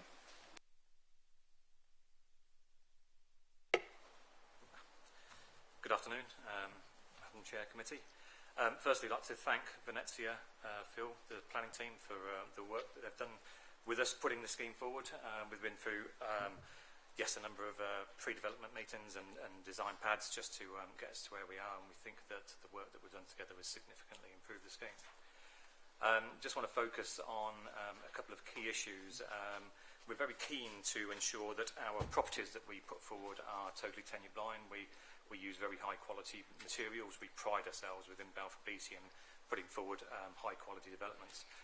All of our properties are totally tenure blind. There isn't, that we're using exactly the same materials on our social housing as to what we are on our private housing. And not only that, but our technical specifications, the way we put these houses together, is exactly the same on the social and the private.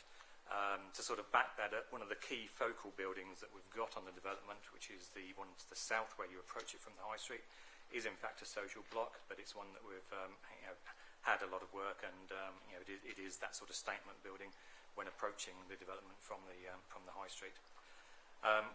We've also been in contact with all the neighbouring properties. I've personally met with every neighbouring resident to keep them informed of what we're intending to do and open up those lines of communication. Just want to touch base on a few of the other key things. Ecology, we go over and above on ecology. We're providing over 50 bat and bird boxes across the site. We're providing reptile hibernaculum. We're using extensive landscaping throughout within the individual plots, as well as throughout the development itself. We're installing over 1,000 metres of new hedgerows to the north of the boundary and encompassing the properties themselves. We're using tree-lined streets. From a sustainability side, we also go above and beyond what's actually required in building regulations. All of these properties will have solar panels, PV. They'll all have wastewater heat recovery. They'll all have a car charging point. Just touching on the last thing I wanted to make was the flooding issues.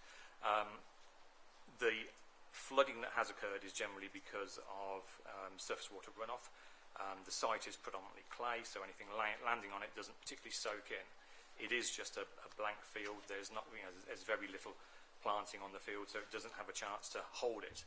With 30 seconds. With what we're doing with the extensive suds and swales, permeable paving, we're holding all that water on the site and then releasing it at a low rate into the existing drainage system.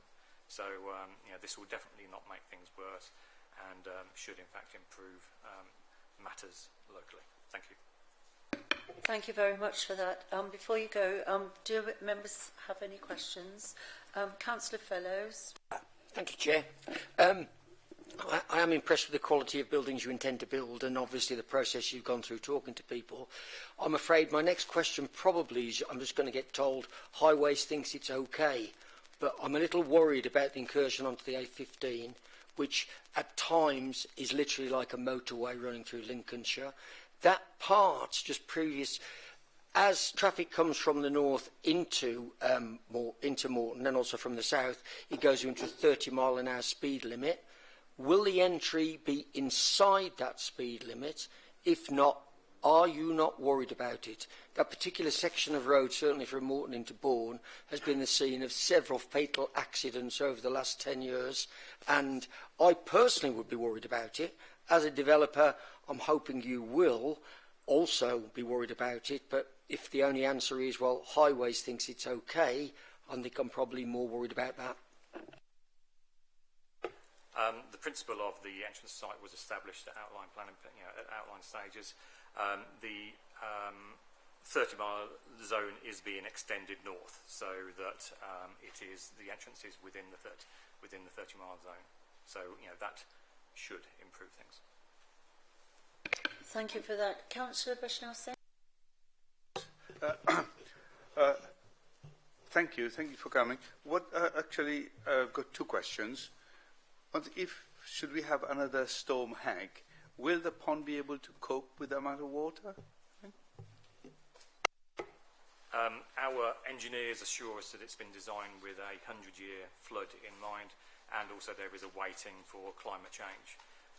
There are extensive ponds. Like I said, at the moment there's no ponds on the site, so anything landing on there because of the clay doesn't get a chance to soak in. It will run off, and obviously with the high street being lower, if it's going to go anywhere, it's going to go downhill. We are, pretty much everything that lands on the development will end up in the going into the permeable paving, into the suds, into the swales, and then into the suds where it's being retained. The suds are quite deep in places. We are fencing them to make sure that there's no health and safety issues, but the intention is that it does retain it and then release it at a lower volume so it doesn't inundate the local area.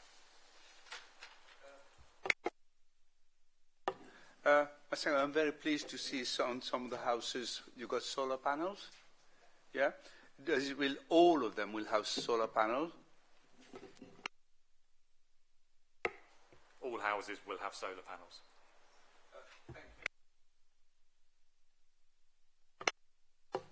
The heating system, will it be boiler free or gas free, or what are the form of heating system you're incorporating in? We use a gas boiler. It is a condensing boiler, a very efficient one. We have a deal with Ideal Boilers, who, British company, produce very, very high quality boilers. The beauty is, with the amount of insulation that we're putting into properties, and with the PV and with the wastewater heat recovery, the boiler fires at less and less and less. With regards to the insulation, for instance, we're putting in a half a metre of insulation into every ceiling. These are very, very well insulated properties. I was just wondering, instead of the condensing boiler, would it be possible to put the combi boilers, which is, no need for storage tanks? There is a range of, some of the smaller properties up to the small 4 beds do have combi boilers, and then the larger ones have a separate water storage. With the larger properties, the combi boiler isn't sufficient enough for giving the heat output. When you've potentially got 6 or 7 people all wanting to have showers one after each other. Thank you. I understand, Emma, it was just a point that you were going to raise. It was regarding the queries around the flooding. Thank you. I was just going to say that just remember this is this is a reserve matters scheme, so we've already agreed the principle of development. So a number of the concerns may well already have been agreed at that earlier stage, and this is about dealing with the reserve matters to cover the layout, scale, appearance, and landscaping. So it's about making sure that there is sufficient space for the sustainable drainage system. The principle of it, in terms of its impact on the surrounding areas, has already been considered. Thank you. Thank you. I'll just check that there are no more questions for our speaker. No, thank you very much. Thank you.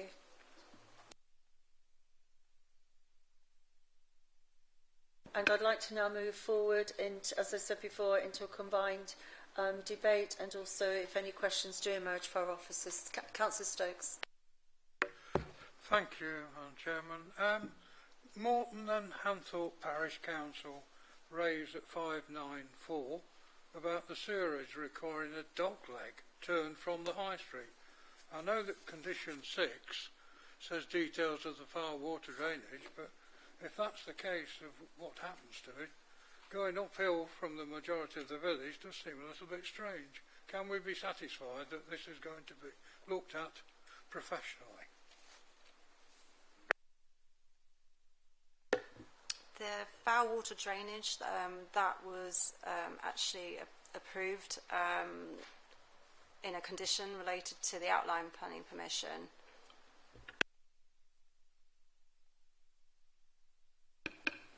Thank you. Sorry, Chairman, I can just add to that. So, just to be clear to members, three aspects really to this development. The outline approval, which is already approved.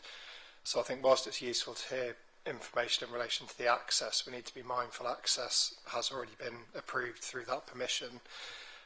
There's a number of conditions on that outline consent, one of which related to foul drainage, and that foul drainage scheme has already been approved, and that was in consultation with relevant drainage bodies, including Anglian Water. So it's not a matter that's up for debate or approval today.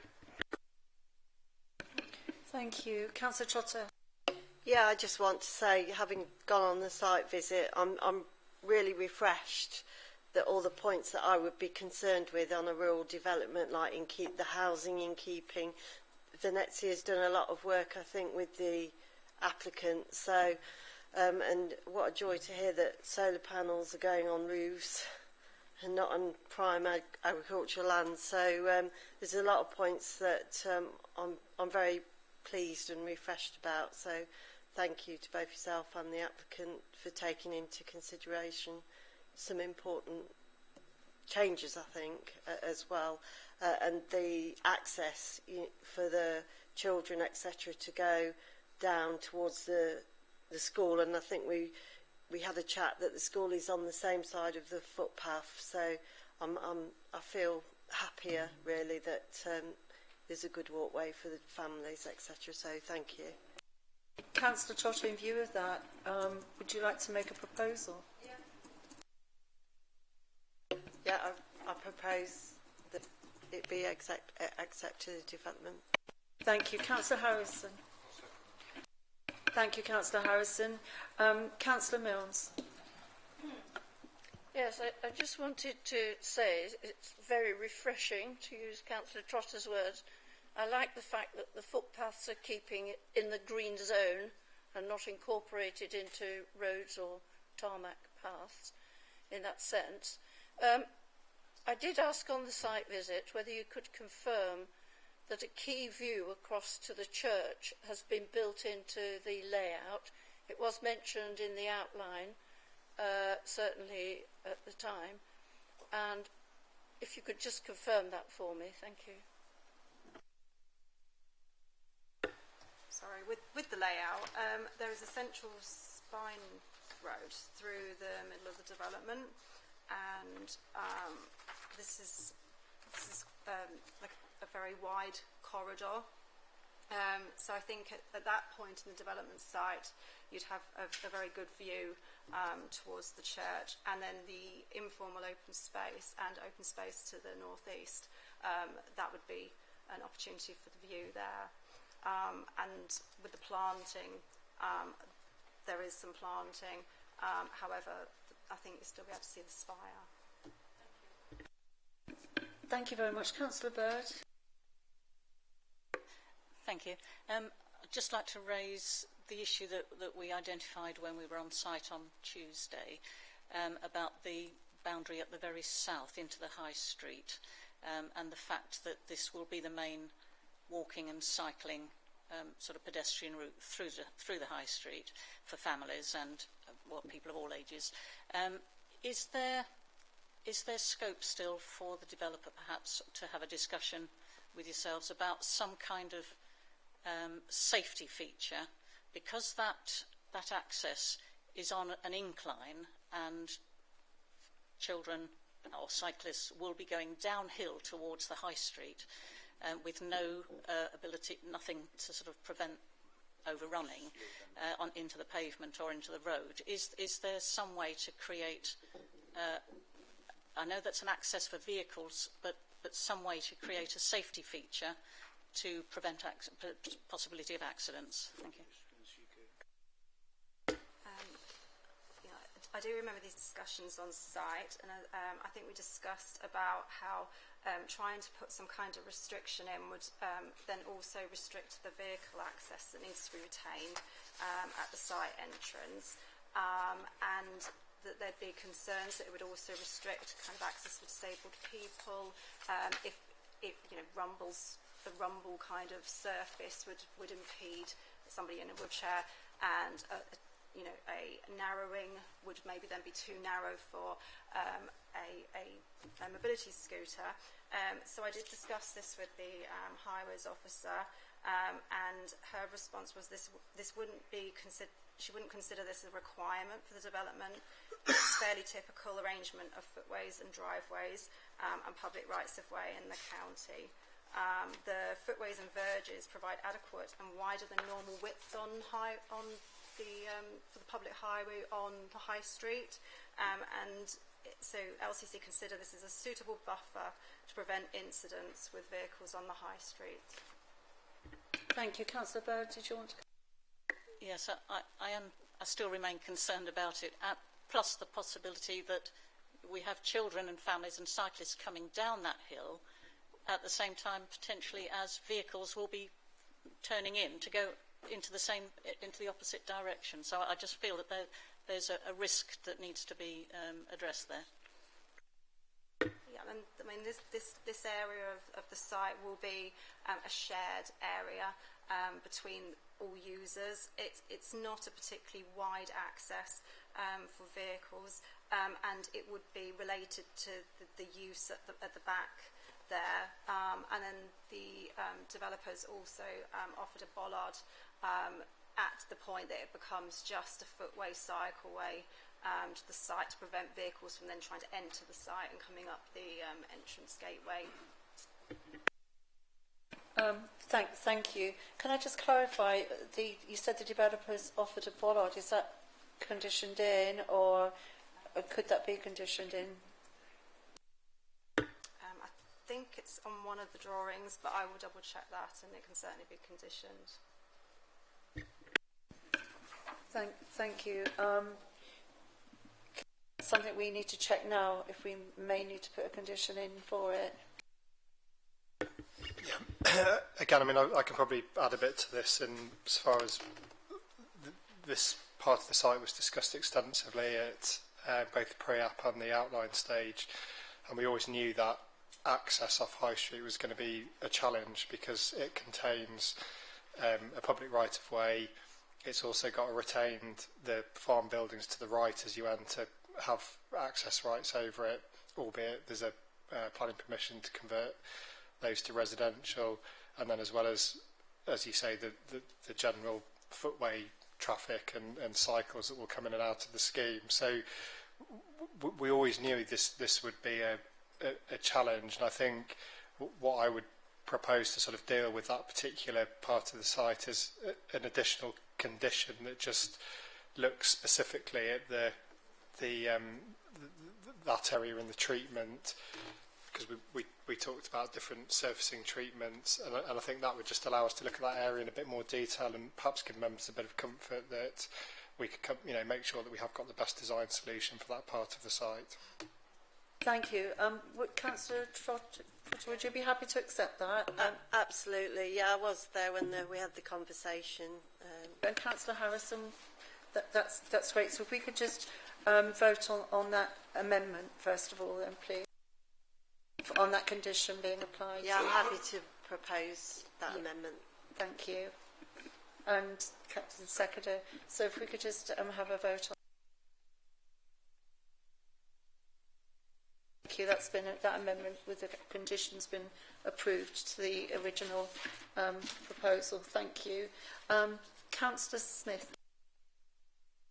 Sorry, it was just a quick question about a similar point and why a bollard has been chosen and whether maybe a wide sort of chicane would be safer for children.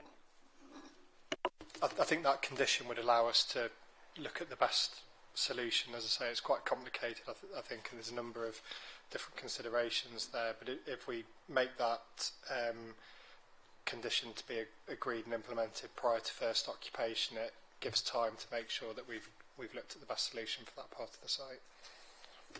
Well, thank you for raising that point. I can't see any more hands up, so what I'd like to do then is go to the votes. So we are voting to approve this application with the additional condition regarding looking at the best solution for safety, as we've just discussed. If you're happy, I don't need to go through in detail on that again. So all in favour, please raise your hands.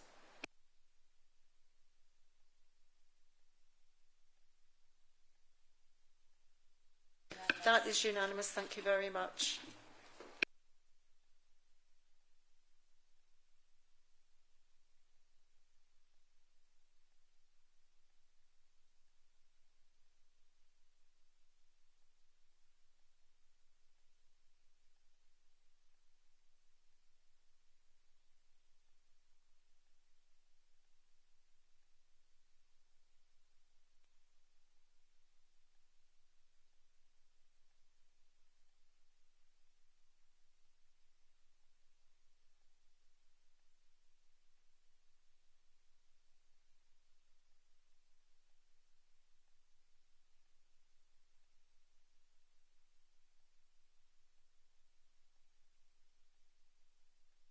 Thank you.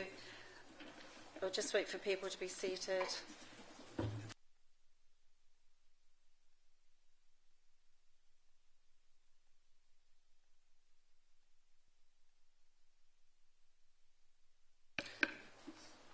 Or leave.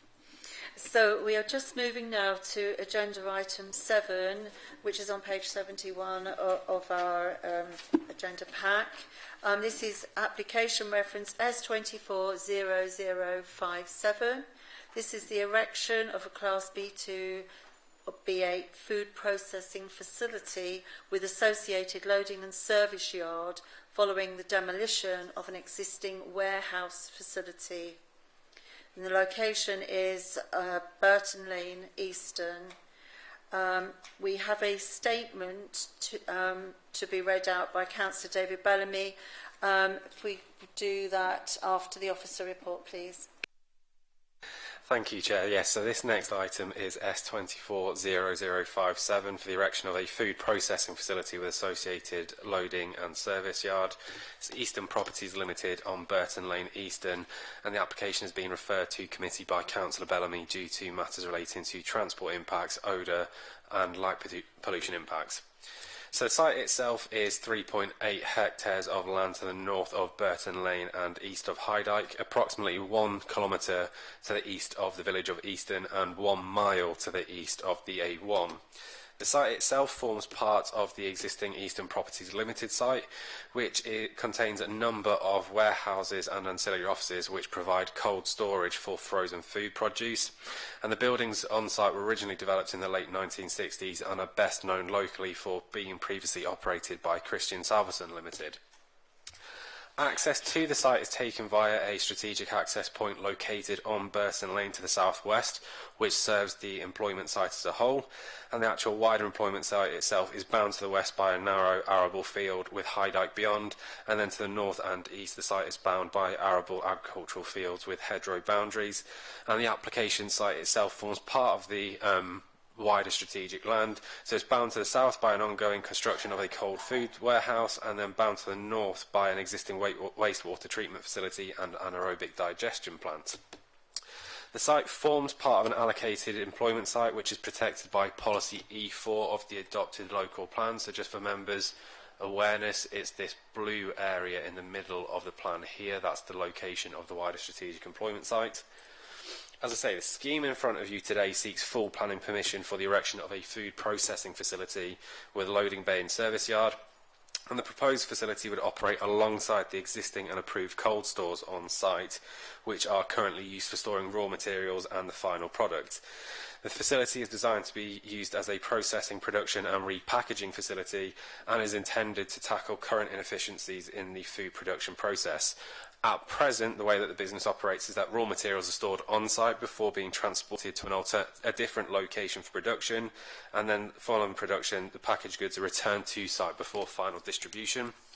The current application in front of you would allow that full food production process to be consolidated on a single site. As I mentioned, access to the site is to be taken via the strategic access, which is currently being upgraded as part of the wider development of the site, and access is controlled via a gatehouse that allows HGVs to wait inside the site before entering the controlled parts of the site. The facility itself would be 175 metres in length, 110 metres in width and 22 metres in height, and would be a steel frame building with grey walls. There would be wall and column mounted perimeter lighting located around the building, and there is no roof lights or windows for the building, so it will be internally lit artificially. So just to give members a bit of context, the site sections on the screen in front of you show the existing situation to the north, and then the bottom drawing shows the proposed development. So what you can see here in front of you is the grey clad building at the front here is the proposed food processing facility, and the sort of banded element to the rear shows the height in relation to the current cold store that's being constructed. And then likewise, looking from the east, you can see the extent of the current cold store, and the fact that the food processing facility would be substantially lower, that you can see just to the side of the drawing here. And then looking there from the south, that just shows how the existing ongoing construction of the cold food store is obviously fairly substantially scaled in relation to the proposed building. And then again, looking from the west there. So in terms of the principle of development on the site, as I say, the proposed food processing facility would be an expansion of the existing operations on the site, and as mentioned, it would operate alongside the existing cold stores that would allow food production, the full food production process, to be consolidated on a single site. Expansion of existing business is supported in principle by policy E5 of the adopted local plan. Now, the scheme itself generates quite a number of significant economic benefits that are detailed within the report and again in front of you on the screen here. Most notably, 254 full-time jobs would be generated by the actual operation of the facility itself. 405 full-time jobs would be generated indirectly in terms of operations associated with the business, whether it be supplying products, etc. 546 jobs involved in the actual construction of the facility. £16.5 million of gross value added to the economy from the use of the facility, and obviously some fairly substantial business rates generated by that. The officer assessment is that those economic benefits are a significant public benefit that should be given substantial weight in that planning balance. Undoubtedly, something of this scale will have a degree of visual impact. It's appreciated that the site itself is fairly remote in terms of its location, but importantly, that needs to be considered in the context of the existing and committed built form on the site, as well as the previous building that occupied that footprint on the site. The officer assessment is that the scheme itself would be of a smaller scale than the approved cold store and wouldn't extend beyond the existing boundaries, and therefore, whilst there would clearly be a visual impact in terms of you will undoubtedly see the building, it's officer assessment that that's actually a minor visual adverse impact. Likewise, in terms of impact for users of the public rights-of-way network and people using Burton Lane and High Dyke, again, there would clearly be a visual impact. It will be notable for people in that proximity. But again, that needs to be considered in the way in which those routes are currently experienced, which is one of a existing employment site. And again, on that basis, whilst there would be an impact, it's officer assessment that that's only a minor to moderate adverse impact. In terms of access and highways, as I mentioned, a key objective for the scheme is that it's trying to consolidate business operations on a single site with a view to hopefully reducing vehicular movements by negating the need for product to be transported off-site for production and then returned to site. The scheme has been accompanied by an extensive transport assessment which looks at a worst-case scenario, and as I mentioned, access to the site is to be taken via the strategic access, which is being upgraded as part of the wider improvements on the scheme. And it's also worth noting that the vehicle routing is currently controlled by an arrangement with the County Council as Highways Authority and a travel plan which is going to be covered by condition as part of the current application. County Council Highways have confirmed that they've got no objections subject to conditions, and likewise National Highways have also raised no objections. So in terms of that overall planning balance, as I say, significant economic benefits associated with the scheme in terms of jobs created and in terms of value generated for the local economy. It does reuse a brownfield site on an existing allocated employment site, and there would be a small net gain in biodiversity. Balanced against that is invariably there would be a visual and landscape impact as a result of the actual scale of the proposal and the surrounding rural context that it's experienced. But the officer assessment is that the public benefits would outweigh that identified harm, and that the scheme accords with the adopted development plan as a whole, and the material considerations do not indicate that permission should be withheld. So the recommendation is to authorise the Assistant Director to grant planning permission subject to a schedule of conditions. Thank you, Chair. Thank you very much. We'll now move on to the statement from Councillor Bellamy. Thank you. Thank you, Madam Chairman. This application will bring very real economic benefits to the area and carry on this site's history of providing jobs for the local people in the ward and wider district. Not only providing jobs, but ones which are generally well paid and possibly above the average for this type of work in this area. Although as ward councillor I'm not objecting to the application, I would like to raise concerns raised by my local residents and the parish council. The main concerns are the cumulative HGV traffic movements of the three separate elements of the site operation, the cold store, this factory operation and the proposed AD plant, which is currently being decided by Lincolnshire County Council, particularly if this will mean an increase in this sort of traffic over and above the previous operators of the site, XPO Logistics. The Parish Council have made the comments on this and the previous cold store application about upgrading the B6403 junction to include a centre ghost lane for vehicles turning right arriving from the direction of the A1. HGVs using the A1 B6403 junction is the other main concern, with short slip roads leading to many accidents, which not only causes serious injury, in many cases the block road leads to all of the traffic leaving the carriageway via the nearest exit. This in turn leads to HGVs going down the weight limited roads at Colsterworth and North Witham, in particular causing property damage in some cases and people being stuck in their homes due to the blockages this causes.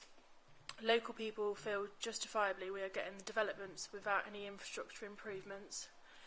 The other issue could be car parking. Due to the location of the site, many of the staff arrive by car.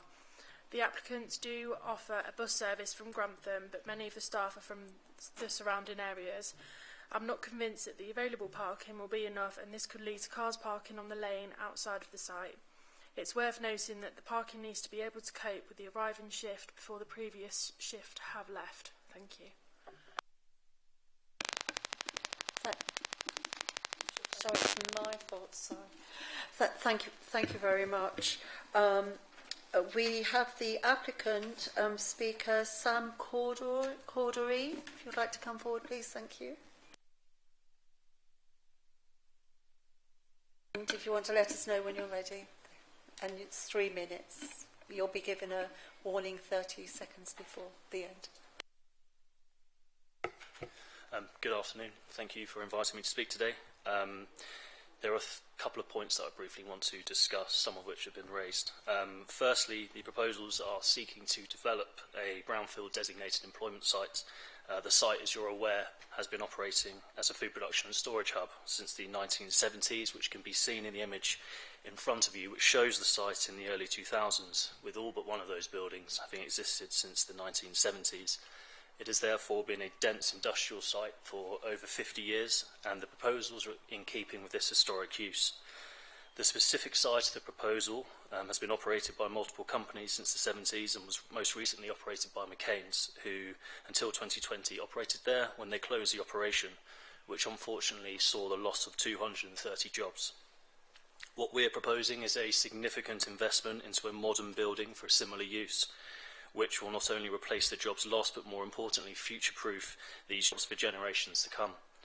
It will also support the continued operation of the cold stores, which currently employ 150 people and will rise further with the opening of the new facility.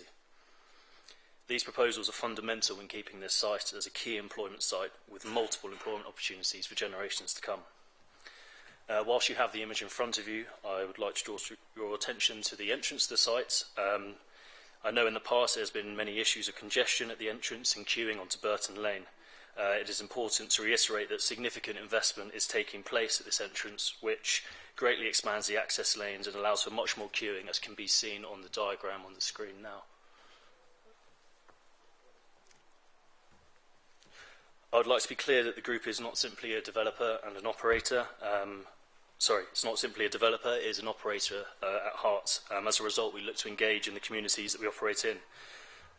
Following GXO's departure from the site in 2022 and our subsequent takeover operations, we have been made aware of the historic issues with the site, particularly in relation to transport. In the preparation of this application, at the request of the Parish Council, we engaged with the local highway authority to discuss capacity assessments at the Burton Lane junction and subsequently the National Highway Authority for the A1 junction, and following multiple assessments, both concluded the junctions had sufficient capacity. We have listened to other concerns regarding HGV traffic through the village, and as a result will install a no left turn sign out of the site to discourage HGV use of Burton Lane. We also seek to support the communities that we operate in with and support local communities and initiatives such as Grantham Disabled Children's Society, Grantham Rotary Club Swimathon, West Grantham Primary Academy, Second Helping, Stamford Food Bank, Lincolnshire Women and Girls Cricket Club, and Kesteven Colts Rugby Team.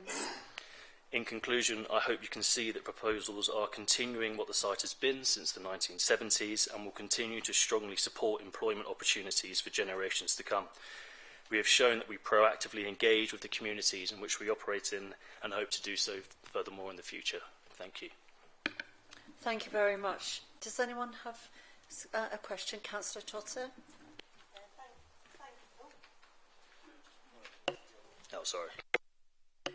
Thank you for your presentation.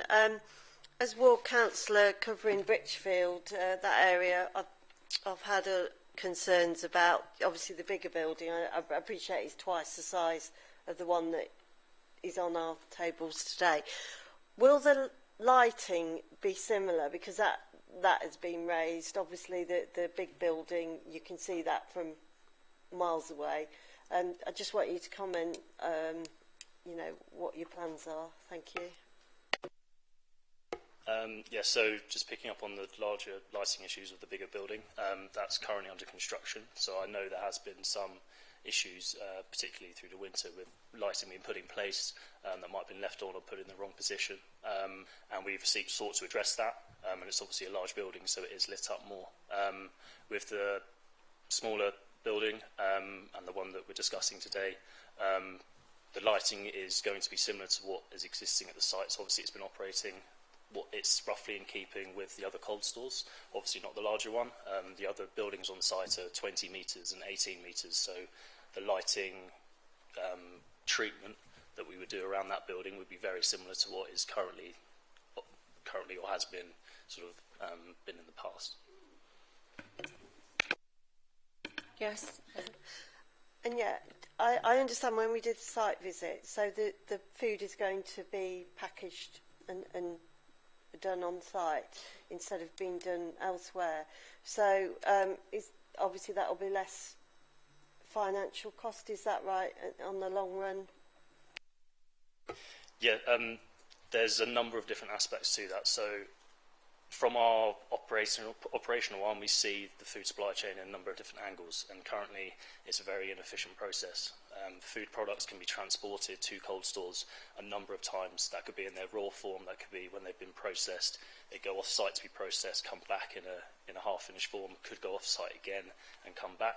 So that not only generates a lot of transport issues, but it's also a very costly operation to food producers, which fundamentally will then trickle down the line to consumers. So what we're proposing is that raw product comes to site, and instead of being sent miles for different processes, for storage or whatever, it's being sent meters, it's being sent across the yard directly into the cold stores, which are next to it, which isn't out of keeping with what it's been in the past. I mean, it makes sense to co-locate food production and food storage.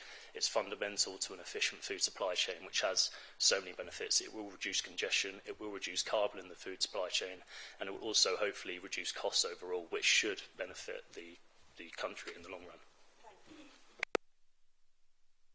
Thank you. Councillor Harrison, please. Thank you, Chair.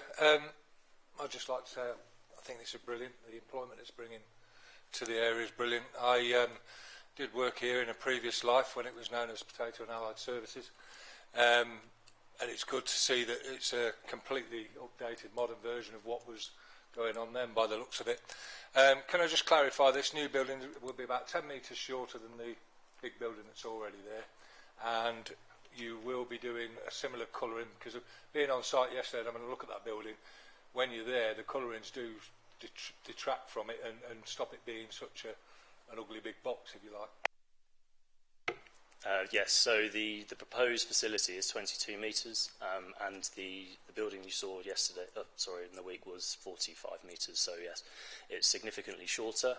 And in terms of the facade treatment, yes, we'll be looking to employ similar colours, which is a grey, a Goldwing grey, or something of that like. So exactly, yeah, it's not going to be a large white box. Thank you. Councillor Bird. Thank you, Chair. Two questions, if I might sort of get them both in. One, with that amount of roof space that we've seen, presumably that we're going to have quite a few solar panels over the whole lot.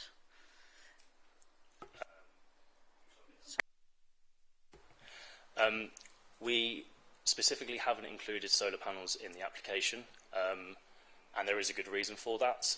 So insurance is very difficult for buildings like this. I know it is very common on industrial buildings, which are just standard industrial buildings, but particularly in cold storage, it can be quite a significant risk, particularly in relation to fire, which, if you know the history of the site, one has burnt down, not because of solar panels, but they have a different risk. So it is definitely our intention to explore it, but we didn't want to make any false promises at this stage, given that the end user isn't known, and we definitely want to explore it. As a group, we're exploring multiple different renewable energy options. It is a real key driver of ours, whether that is on-site or off-site. So if there is the ability to do it on-site, we'll definitely explore it, but I didn't want to promise anything to you and then not deliver on it.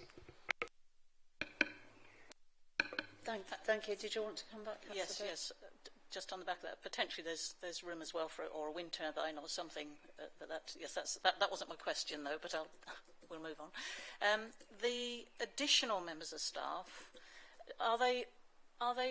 is this a 24-hour operation? So if there's 250 additional members of staff, will there be something like an extra 150 parking places and that amount of traffic, additional traffic on the road to it? So yes, that is additional jobs. In relation to the car parking and the traffic, it's slightly confusing, but essentially the original application for the store that's currently under development, that included a large car park. That was when GXO were operating the site. GXO are a slightly different operation to us in that they have a logistics arm, and we aren't a logistics company. We are purely the storage and the food, value-add food production company. So the car park that is being delivered as part of the existing permission being developed is oversized. So there was an overestimation of employment because GXO were going to be running it. So that's reduced, which has actually allowed room, and having looked at the numbers, that ends up as a similar number. But on top of that, and it was mentioned in the planning officer's report, we put on a double-decker bus which runs through Grantham. That has a capacity for 80 people, and that runs per shift. We also have minibuses that pick up other employees who are in the surrounding villages. That's completely under our control, so our intention is to, and we constantly do this, encourage the use of that bus. It's a free service. So ideally, we'll have 2 buses running, and we'll really reduce the number of cars that are driving to the site. That's the intention, and we look to continually encourage even the existing operators who are there now. Thank you. Does anybody else have a... Councillor Milnes. Sorry, I was just looking at the Lincolnshire Wildlife Trust comments, and I was just wondering, they were suggesting that you engaged with the green investment in Greater Lincolnshire. Have you actually done that? Is that included in your ecological assessments and plans? Perhaps Adam can answer that as well. Sorry. Yeah, I'll come back on that one, Councillor Mills. So it's a similar situation to the Somerby Hill application that we discussed, that a lot of the Wildlife Trust is relating to biodiversity net gain, and that's not applicable with this application because it came in before that took effect. I think one thing to pick up with the Wildlife Trust comments as well is that they have commented on a ecological appraisal which doesn't necessarily deal with this site in isolation. It looks at the ecological value of the whole strategic employment site, looking at how that works in relation to the anaerobic digester and the wastewater treatment facility as well. A lot of the harms and the losses of value that are covered in that ecological appraisal are actually as a result of the proposals for the wastewater treatment and anaerobic digester, which is with the county council. There's not really anything covered by that. That's actually really affected by this current application site itself. But I'm sure the Speaker will cover off the way that it's not necessarily looking at things purely in isolation. They're obviously looking at how things are working across the strategic site as a whole. Thank you. I have a question, if I may. It's following on from that. I noticed on our previous photograph of the site, as is, that there's actually quite a bit of landscaping around the building. There's what looks like some fairly mature trees, even if they're young ones there. Is there, I notice we do have a soft landscaping scheme, but will that be, will the existing landscaping be replaced or lost, and will trees be among the new proposals? So that soft landscaping condition is intended to work on the basis of strengthening that boundary along that western side. So yes, it will be looking at retaining that boundary and also looking at additional opportunities to further supplement the planting on that boundary. Thank you very much. I believe that we might have covered all of the questions. Thank you very much for your time. I'd like to move forward down to debate, and if we have any more questions of the officers. I can't see any hands up. I would actually like to propose that we approve this application. Councillor Harrison, happen to second that? Thank you very much, Councillor Harrison. Approve that. If we could have a vote on that, then please. So all in favour, if you could raise your hands. That's unanimous. That's unanimous. Thank you very much.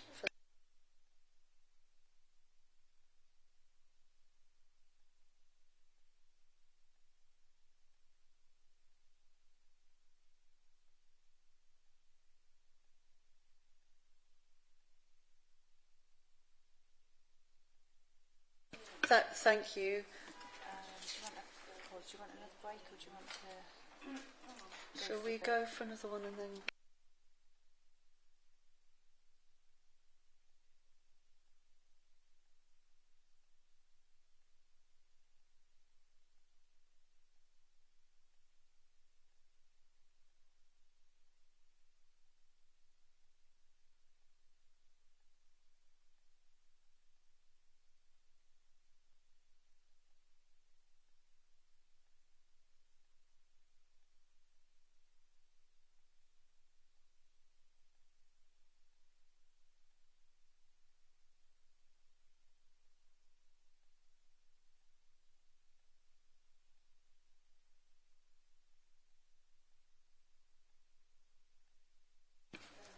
Thank you, everyone. Just so you're aware, what we'll do is we'll have the next application. The plan is that we'll have this application, agenda item 8, and then we will give everyone another short break. 'Cause it is a very long agenda today. We will need permission to continue the meeting after 4:10. So we'll be just putting that to you at that point. Councillor Stokes has left the chamber. He has stated that he was minded not to approve his application, but had no speech either. So he has left the room just for public information. So we're now moving to application S23-1432, which is the retention of a mobile home as a temporary workers' dwelling. It's located in Orchard Corner Farm, Drift Lane, Barkston, and we have a presentation from our officer, Phil Jordan. If I may hand over. Thank you, Phil. Sorry, just to state as well that we have one speaker from the public against, just to remind you, Mr. Steve Elnor, and we have one from the applicant, Charlotte Majors. Thank you. Thank you, Chairman, and good afternoon, members. This next application seeks planning permission for a temporary rural workers' dwelling for a 2-year period. The application site is located in open countryside, just over 500 metres to the northwest of Barkston. It's in a parcel of land of approximately 8 hectares that's owned by the applicant. The application is a resubmission of a previously refused planning application S210043, which was refused under delegated powers in 2021. And the reason for refusal at that point was that the applicants hadn't justified a sufficient business case for having a rural workers dwelling on the site. The key matters for this resubmission are the principle of development, the impact of the proposal on the character and appearance of the area, considerations around residential amenity and highways issues. So the site plan on the screen here, you can't see Barkston on the actual plan, but Barkston village itself is located to the southeast of the site, would be just below where my cursor is here. The site's accessed by West Street, which leads out of the village towards the Wigwam holiday site, and then Drift Lane, which is a public bridleway which runs north of West Street, and then the site's accessed via a track to the actual site. This is a aerial photograph of the site. So just here where my cursor is, this is the application site, and you can see further to the south here is the village of Barkston. So this was West Street, as I described, running out of the village, and then Drift Lane, which runs to the north, which is the bridleway, and the track, which then accesses the site.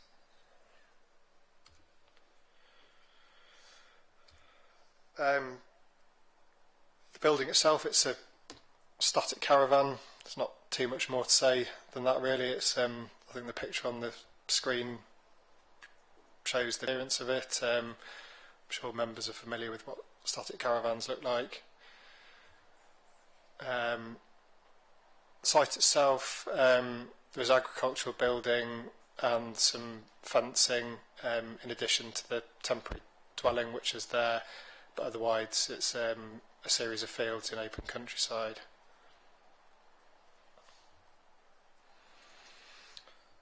So the key matter really for this application is the principle of development. What we're required to do for these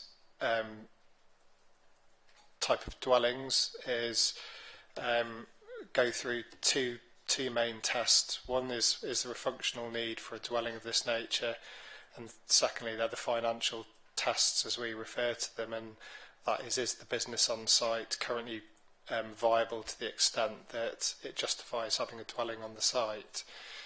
The starting point would obviously be that we would normally resist dwellings in the open countryside, and it's only where there's an essential need that's been demonstrated.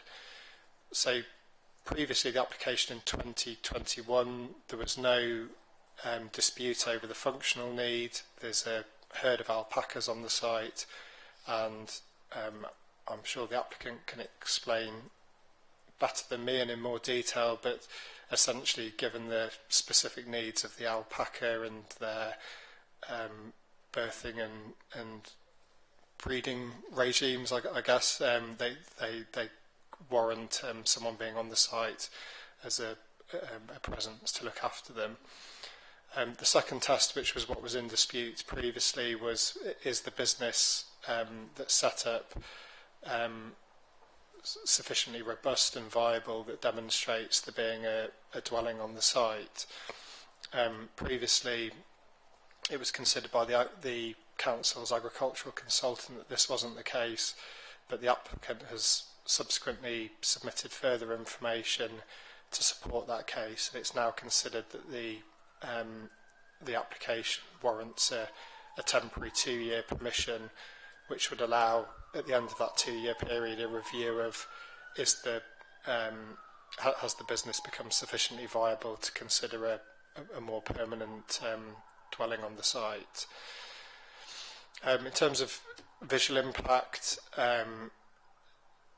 it's accepted there's a static caravan in the open countryside. However, it's a relatively minor form of development, and as the applicant's only seeking a temporary 2-year permission, that's considered to be a neutral impact in the planning balance.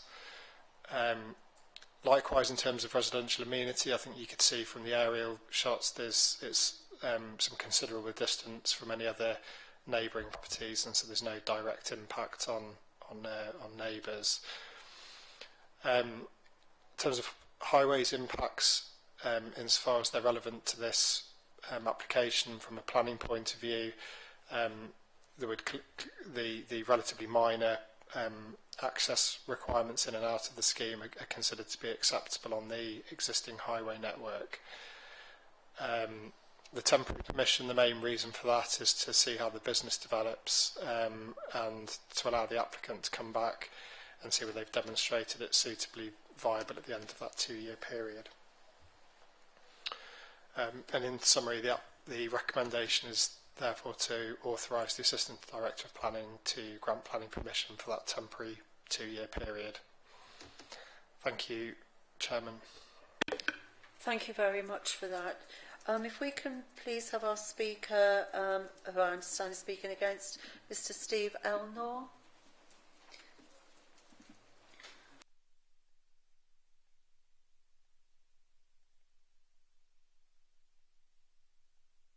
And just to remind you, you have 3 minutes if you want to indicate, and you'll be given a 30-second warning.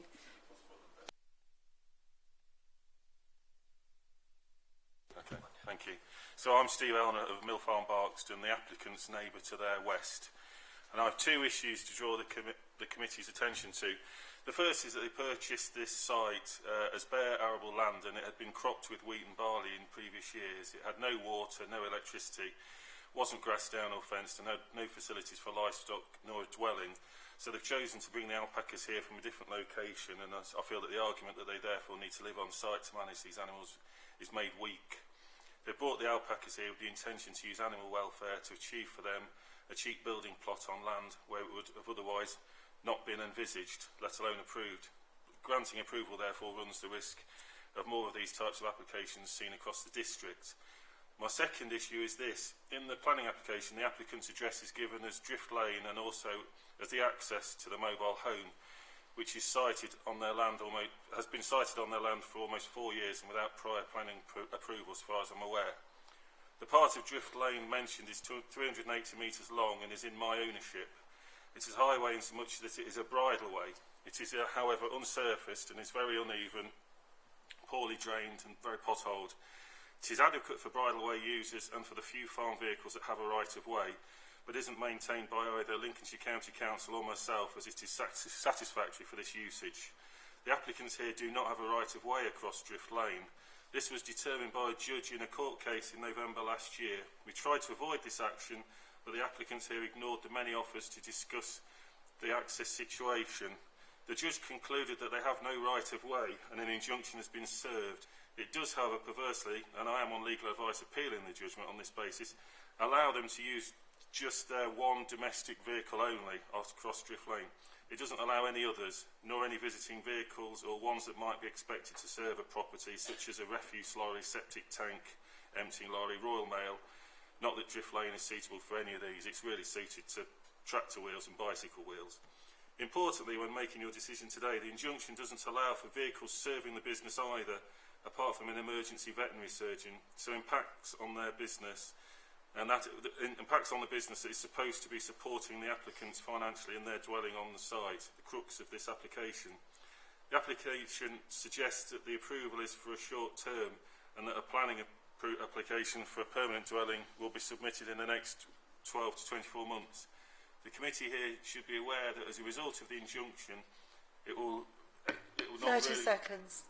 Thank you. It will not really be possible to build a dwelling to replace the static caravan, as they can only access with their one domestic vehicle. Lorries carrying concrete, stone, roof trusses or anything else wouldn't be able to use Drift Lane.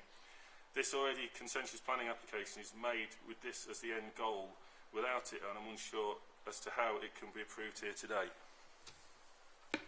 Thank you very much for that. Do we have any questions for our speaker?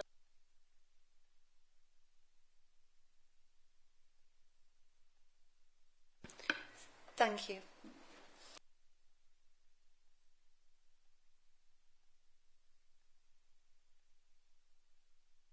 if I can call our next speaker, please. Speaking for the applicant, or who is the applicant, I believe, Charlotte Majors. Thank you.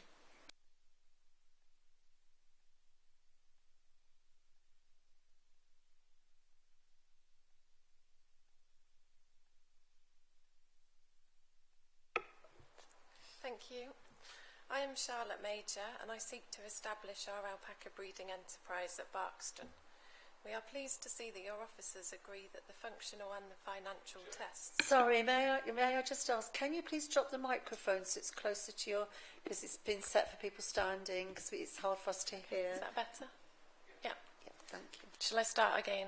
Yeah. Yes, please. I am Charlotte Major and I seek to establish our alpaca breeding enterprise at Barkston.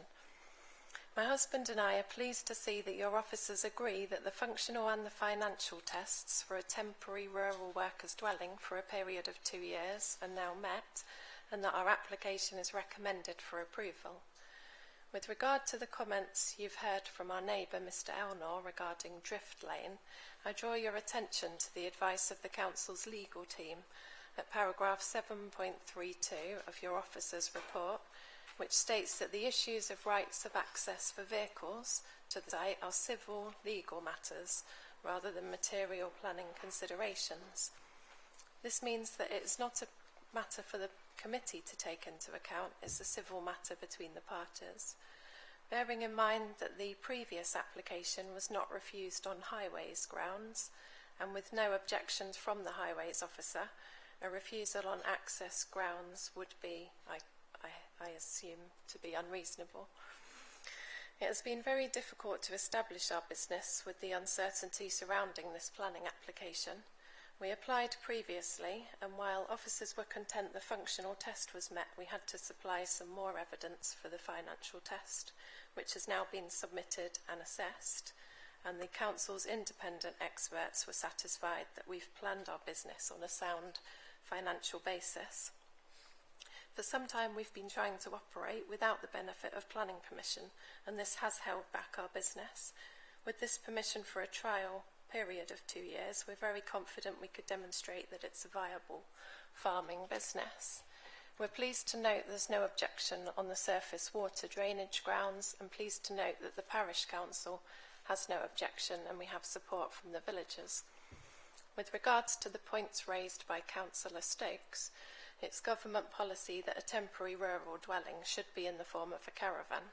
We can't do anything about the government policy, so hope that would not be a reason to object to the application. The site is almost completely secluded and public views into the site are limited, and we note there's no objection from the landscape officer.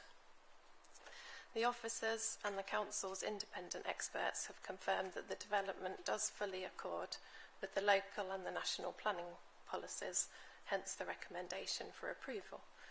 We hope that you'll accept the officer's recommendation. 30 seconds. Thank you. And we hope that you will allow us to move forward to fulfil our dream of building our farming business. Thank you. Thank you very much. Do we have any questions, Councillor Trotter? Charlotte, hello. Would you be kind enough to just give us an overview of the care of alpacas and why you feel there has to be someone on site? I'm not aware of how close you are yourselves to the site, but what gain is going to be by having someone on site? Thank you.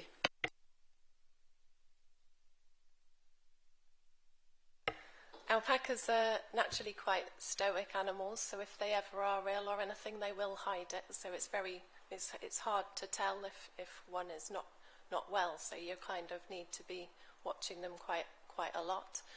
With regard to birthing as well, alpacas can birth easily, but there also can be difficulties where a cria could be stuck or given a premature cria that needs help when it's born.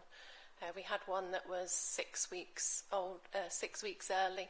If we hadn't been on site there, that cria would have died. You also have to be very specific with the matings of males and females, because you need to select the male and put it with the female rather than just putting a male in a field with females. So it takes a lot of time to do matings and through the birthing season. Thank you. Councillor Wood. Thank you, Madam Chair. My question was very similar, or if the same as Councillor Trotter's actually. I wondered why you had to be on site. They're not, I presume from what you've said, they're not like cattle or sheep or anything like that. You can't just go, you've said you have to be more there for, is that, I don't know whether there's anything else you want to add to what you said previously, but... Yeah, you can't really just leave them in a field and then go and visit them once a day. You need to check them. I mean, at the moment, we're checking every half an hour because we've got my husband is, obviously I'm not today, because we've got alpacas that are due, and when they go over their birth date, their due date, you're more likely to get problems because you can get a big baby and then have a problem with the delivery. But also from a security point of view, they're worth a lot of money. So again, it's good to be on site. Thank you. Sorry, Councillor Bird, did you have your hand up earlier? Or was that you didn't? No, that's fine. Councillor Smith. Thank you. Can I just ask, in terms of starting the business there, have you started the alpacas at that site? Because choosing a site that doesn't have clear right of way, to me, wouldn't strike me as the best or the most obvious choice of a place to start a business. So have you moved your business from somewhere else, and why did you choose this site in particular? Thank you. Yes, we used to live with an acre of land, and we rented 3 acres in a house in Ormsby, and this 20-acre site came up with the right-of-way, right of access that we bought, and then we put the electricity and the water. In fact, Mr. Elnor helped us to put all the grass there. He seeded it for us and got it ready as now what it is, permanent grassland for the alpacas. So that was our plan. I mean, we wanted to grow the business and we were looking for more land, so that's why we moved from 1 acre to 20 acres. Thank you. Councillor Mills. Sorry, Councillor Mills, before you start, we're at 4:10, so we do need to have a vote on whether we're happy to extend the time. We still do have a few applications, so I was going to suggest that we go, rather than be piecemeal, that we go to 5:30, and ideally we will have finished by then. May I ask for support for that? Councillor Trotter, thank you. Seconded, Councillor Smith. If I could ask that we vote on that then, please. Chair, sorry, I will have to leave at 5:30. Thank you.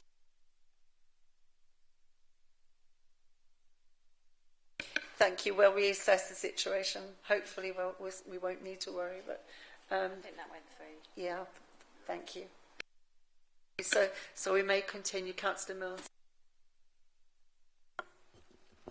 It's sort of a follow-up from the previous question about site selection. It's obviously a very poor access.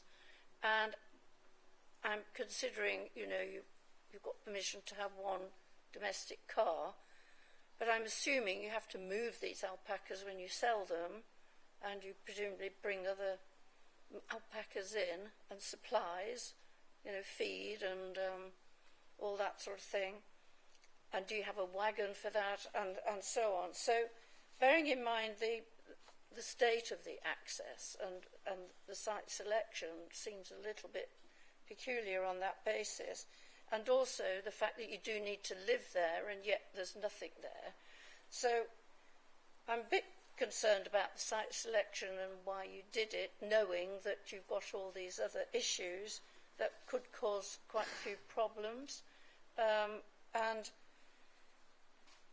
And what happens after the temporary period? I know we can't prejudge that, I accept that, but it's just rather difficult to understand how you're going to move these animals and get feed in and the lorries and everything that probably needs to come and go. Thank you. We selected the site because it was 20 acres, and we actually came for pre-planning advice, and we were told that it was a good selection and we would likely eventually get this planning. So that's why we've developed as we have done, but we bought it with full access, and we use that road to come in with our alpacas. We have food on site. Alpacas eat grass and hay, which we can make ourselves. We walk all of our alpacas on halters anyway, so they will walk wherever they need to go if we sell them. So I don't see the access as a problem. Sorry. So you're saying you would walk them all the way up to Barkston or wherever there's a metalled road where you could feasibly bring a lorry? Is that what you're saying? We can do that, yeah. We can walk them if we need to, but we are exploring other options anyway with regard to moving them. But at the moment, they will walk quite happily, so we train them all to walk. Councillor Trotter. Have you got anything there that you can have CCTV? I'm just thinking about a farming setup. The farmer's not always with his cattle and usually has CCTV. Not necessarily, they don't have to be on site. I mean, they have to come in and check without CCTV. And the hay as well. You say you make it on site, but have you got all your machinery there? I'm just not quite sure how it's going to work or works. Yeah, we are very self-sufficient on site, but we've not had a need to do the CCTV because we're there at the moment, and we hope to continue to be there. But I wouldn't feel comfortable to just be looking on CCTV at my alpacas, because you can never see the whole field. I mean, they're in big fields. You'd never also be able to see if one's laying down, if it's giving birth. It's just alpaca breeders live with their alpacas. Yeah, the business side, because obviously that's on paper has changed. What has changed from 2021 to now? Just tell us how your business has improved. It hasn't. It's improved slightly, but we just didn't put in a financial set of accounts last time because we didn't realise that we had to. We did the application ourselves and we just filled it all in ourselves, not realising we had to put in a set of accounts and everything. So we've submitted it now with the accounts. So that was the only reason. It wasn't that we weren't making enough money back then. It was just that we didn't include that information. Sorry, Emma would just like to have a word first of all, please, then Councillor Fellow. Thank you. I just want to give a bit of general guidance as to how we assess these types of applications, because I think that might help with some of the questioning that you've got. So, dwellings in the open countryside, the starting point is quite often that they're unsustainable. It's not something automatically accepted by policy. However, there are always exceptions to those, and one of those sorts of exceptions is for agricultural workers, which is what we've got proposed here. When we assess any application for an agricultural workers dwelling, what we would expect to see is a full business case and evidence to justify both in terms of the functional needs. So that goes back, Councillor Trotter, to some of your questions around why do you need to be on site? What is the need? Because not every farmer is on every field that they own. So why do you need to be on site? That's the functional link, but also because we are looking at an exception to policy, we need to make sure that it's a sustainable business going forwards, because if it fails and we've consented to a dwelling, we've got a dwelling in the open countryside. So that's why you've got a proposal for a temporary permission, because that's what the government guides us to do. So we're saying, and we've had this independently appraised by experts who've looked at the information that's been put in by the applicant, and they've come back and they've advised that they believe there is a functional and a justification in terms of the business case for this temporary dwelling to be on site. At the end of that temporary permission, if we approve that today, then the applicants would either need to come back and apply for a further temporary permission, or as is sometimes the case, they might move to a bricks and mortar type house, and we would have to consider that further. If the evidence doesn't support that going forward, then obviously that's our opportunity at that point to say there is no longer that functional need or that business need, and that the use can cease. We do also impose conditions linking these types of dwellings to agricultural needs. So the applicants, if they sold up the business, for example, because I do not farm, could not move into the property because I would be in breach of the condition. It would be retained as an agricultural workers' dwelling. So hopefully that just clarifies a little bit about what we do, how we assess these types of applications. They're all really good questions. They are questions obviously that we've asked, and we've got the information, and that's what's presented in the report. In terms of the access, obviously, as you've heard, it is going to be an issue for the applicant, but the legal advice is that's a civil matter that they will need to resolve separately to the planning system. We just need to be certain that we've got an adequate access in terms of physically being able to get to and from the site, and the Highways Authority have not raised any concerns in that regard.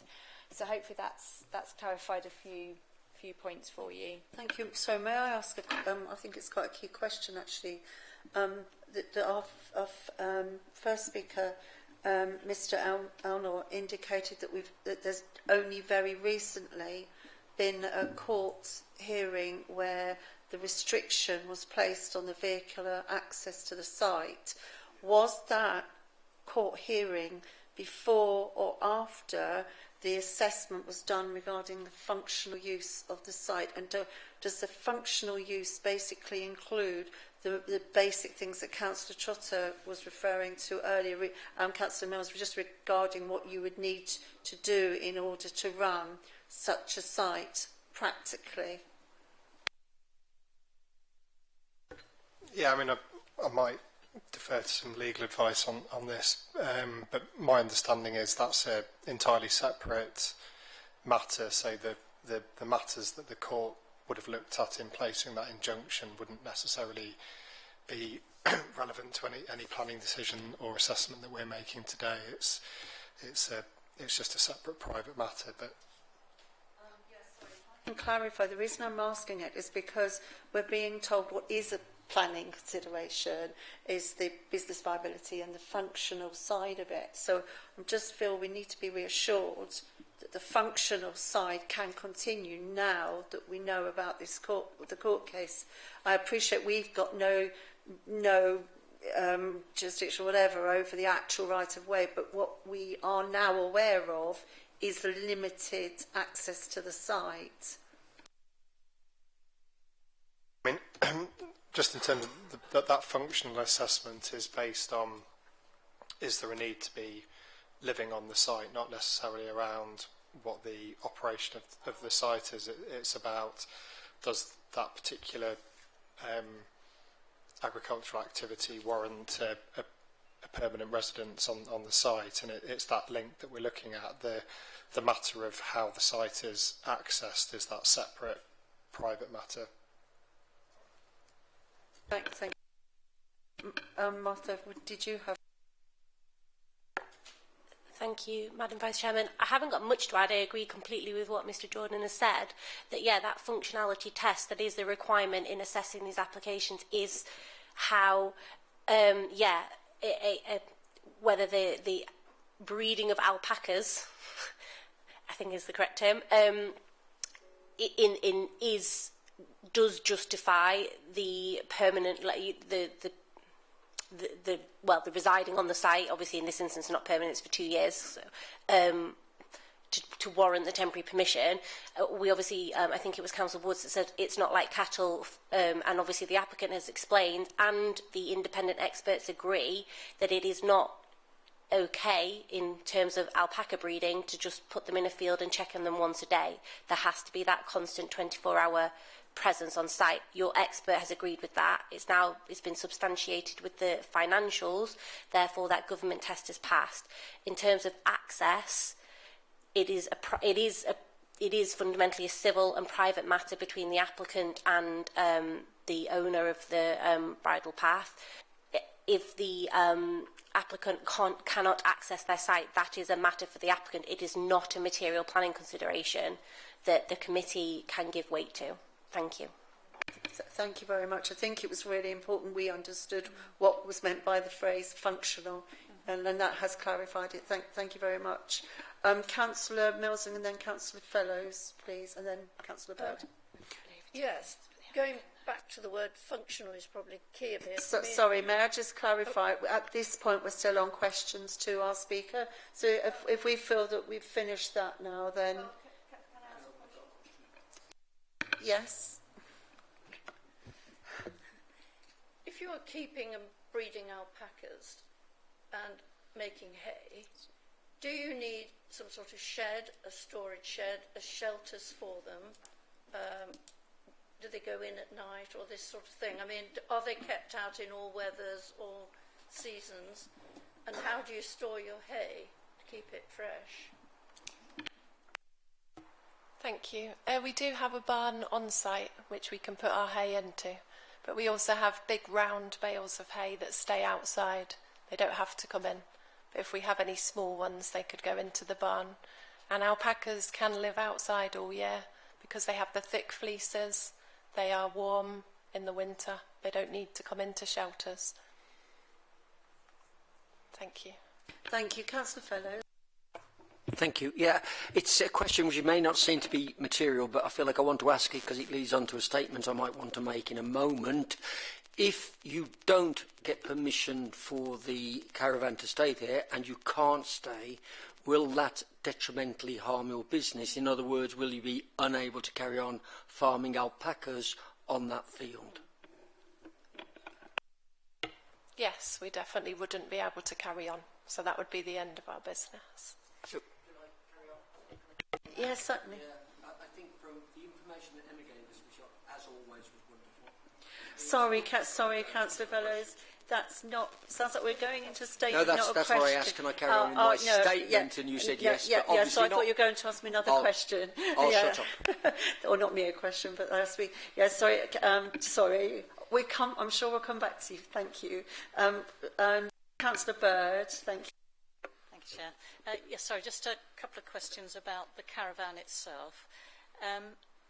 Does it have any services to the caravan, and in terms of where do you get any electricity or fresh water, or what happens to the wastewater?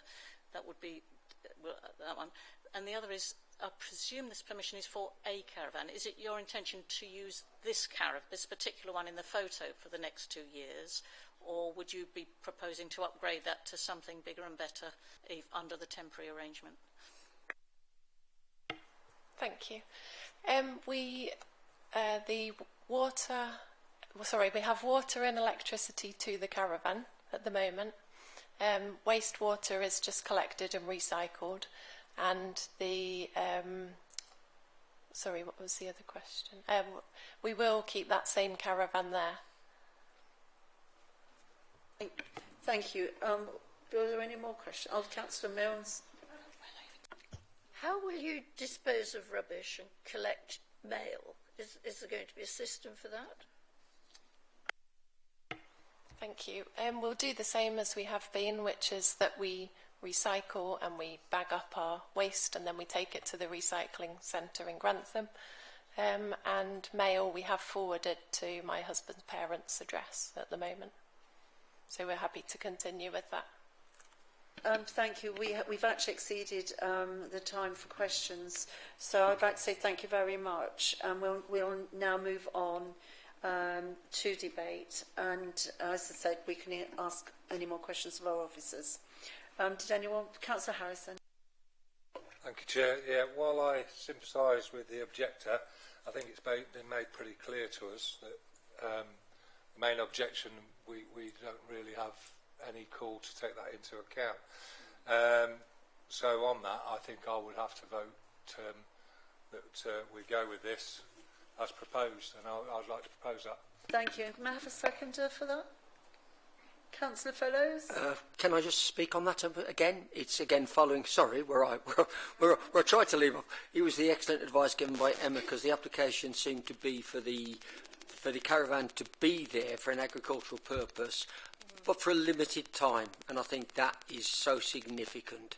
And again, it may be possible, I don't know, that at the end of the limited time, if the business should cease to exist, are we allowed to say that the caravan needs to be removed? In which case, I totally second what my colleague said. Thank you very much. Councillor Trotter. Yeah, can I ask just one more question, probably to Emma or Phil? Is there more weight, you know, in 2 years' time, if, let's say, permission was given today, if there's someone already there, would there be more weight if they came back to say we want bricks and mortar? Yeah, absolutely, because dwellings as a, not royal exception, as an agricultural worker's dwelling in any form, whether that's bricks and mortar or a temporary mobile home, it's based on that functional and physical need associated with the agricultural use, and the reason for giving temporary permissions in the first instance is to test it. So we're not just saying, oh, yeah, there's a field, go and live on it and see what you can do with it. There's a realistic prospect that this will be a successful business, but it still needs to go through that further testing.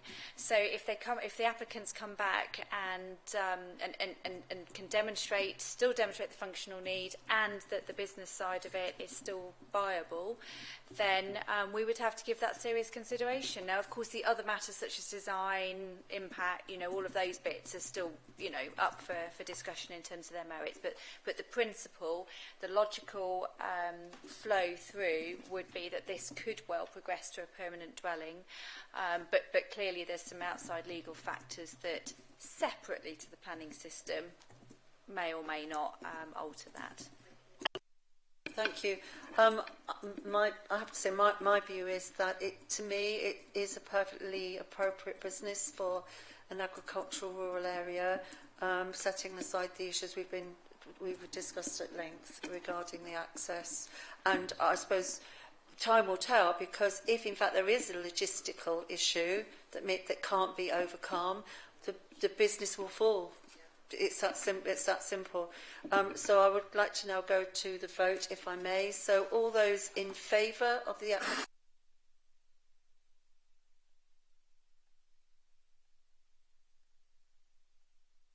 Thank you. And against? And abstention. Thank you. One abstention. Thank you very much. That's been approved. That has been approved.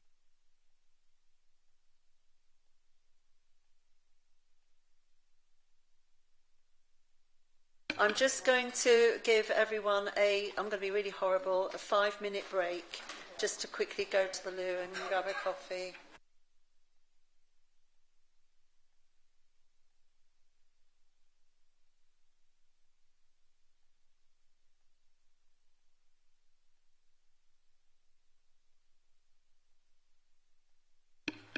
Thank you all very much for coming back.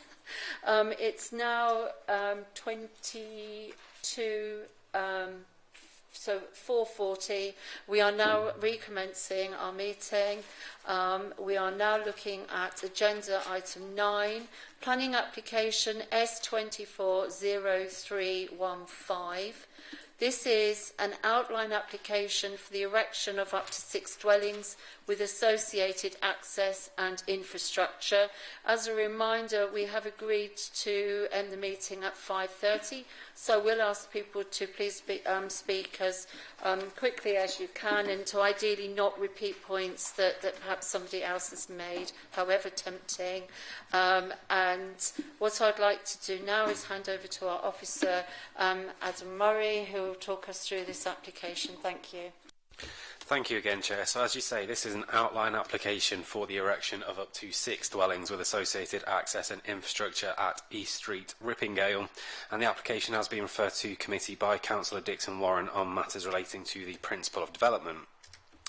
The site is 0.45 hectares of land situated to the rear of 30 East Street and to the rear of existing properties that front onto Doctors Lane to the south-east corner of the main built-up area of Rippingale. The site itself is bound to the north by 30 East Street, to the west by the properties fronting onto Doctors Lane, and to the south and east by undeveloped agricultural land that marks the open countryside. The site benefits from clearly defined boundaries to all sides. So the south, east and western boundaries have mature vegetation that are marked by trees and hedgerow. And the northern boundary is marked by the private garden of the host property 30 East Street, which has a post and rail fencing. The application in front of you today seeks outline planning permission with all matters reserved for the erection of up to 6 dwellings with associated access and infrastructure. The scheme has been submitted as comprising of 6 bungalows that would be developed to category M42 standard, seeking to provide accommodation for elderly residents and others with reduced mobility.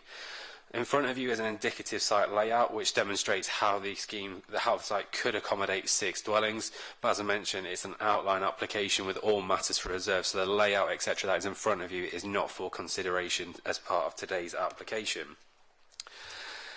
In terms of the key issues, the first one, primarily it relates to the actual principle of development on the site. Now, notably, the application site has been the subject to 2 recent planning applications for a development of the same description. Most recently, there was one that was refused in May of 2023 for reasons relating to the absence of evidence of an identified need for housing within Rippingale and absence of evidence of local community support. In terms of that principle of development, it's covered quite extensively in the officer report, but it's important to note that there is a conflict between policy SP4 of the local plan and policy HD2 of the Rippingale neighbourhood plan, both of which deal with development on the edge of the settlement. Most notably, policy HD2 of the neighbourhood plan requires applications to demonstrate evidence of either support from the local community or evidence of an identified housing need. Whereas it's important to note that the actual policy within the adopted local plan requires both of those criteria to be fulfilled. Now, legislation is very clear on this point that where there's a conflict between policies within the development plan, so for example, a conflict or difference between policies within the local plan or the neighbourhood plan, legislation means that that conflict has to be resolved in favour of the most recent policy to be adopted, which in this case was the neighbourhood plan. So the neighbourhood plan is the key policy in this instance. So on that basis, a development on the edge of Rippingale is required to demonstrate evidence of community support or evidence of local housing need to be considered acceptable, not demonstrate compliance with both criteria. In this application in particular, the applicant submitted a housing needs assessment, which goes into quite an extensive detail in terms of population trends within Rippingale, looking at house prices, looking at evidence of need in terms of the council's housing register. That assessment is demonstrating a growing elderly population and an increasing need for opportunities for residents to downsize. The council's planning policy officer has provided comments on the application. They've been covered extensively within your late items paper, and that further demonstrates that there is a need for single-storey accommodation within the village. The officer assessment then is that this scheme would provide 6 bungalows which would contribute towards meeting that identified need for the village and therefore complies with the requirements of policy HD2 of the neighbourhood plan.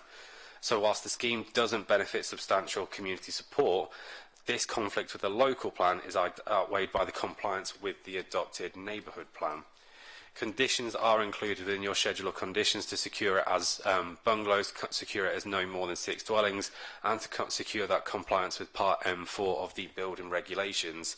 You'll also note within your late items report that there's been additional representations received, and as discussed within the officer report, a lot of those have, the majority of those cover points that have already been assessed within the officer report.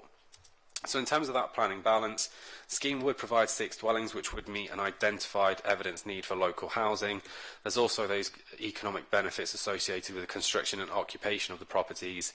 Weighed against that, undoubtedly there is a loss of undeveloped agricultural land, and there's clearly a visual impact in terms of the change from an undeveloped site to a residential scheme. But in this case, it's the officer assessment that the application in front of you has assessed the previous reason for refusal, and there's no material change in other matters to justify an alternative conclusion on those points. In this case, the public benefits would outweigh those adverse impacts and would accord with the adopted development plan when taken as a whole, and therefore the recommendation is to authorise the Assistant Director to grant planning permission subject to conditions. Thank you, Chair. Thank you very much. If we can move on to our first speaker. Sorry, excuse me. If Councillor Richard Dixon-Warren would like to come forward, please. Thank you.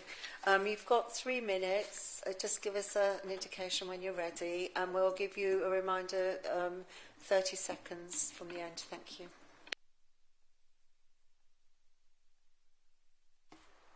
Thank you. I'm grateful for the opportunity to speak at this planning committee.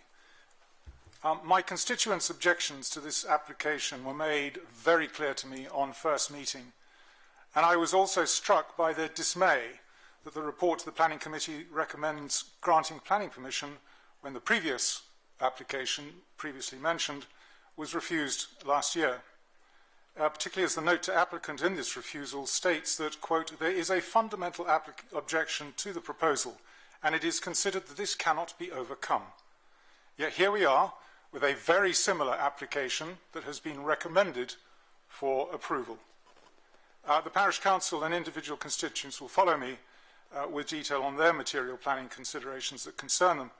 And these reflect not only the absence of clear evidence of substantial local community support, but also the presence of substantial community opposition to this application, voiced in 14 of the 15 comments made online. The absence of consultation and communication with residents over the proposed development is, in my opinion, a concerning contributory factor in this.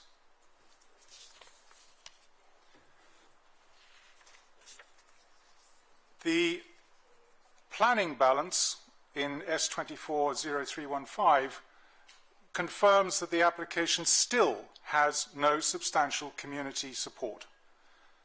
The hinge on which this turns, and it was explained very neatly, is the housing needs assessment and the weight that has been placed on this. The housing needs assessment that was commissioned to support a proposed edge of settlement development in Rippingale. A document not seen by most of those in Rippingale, I am given to understand.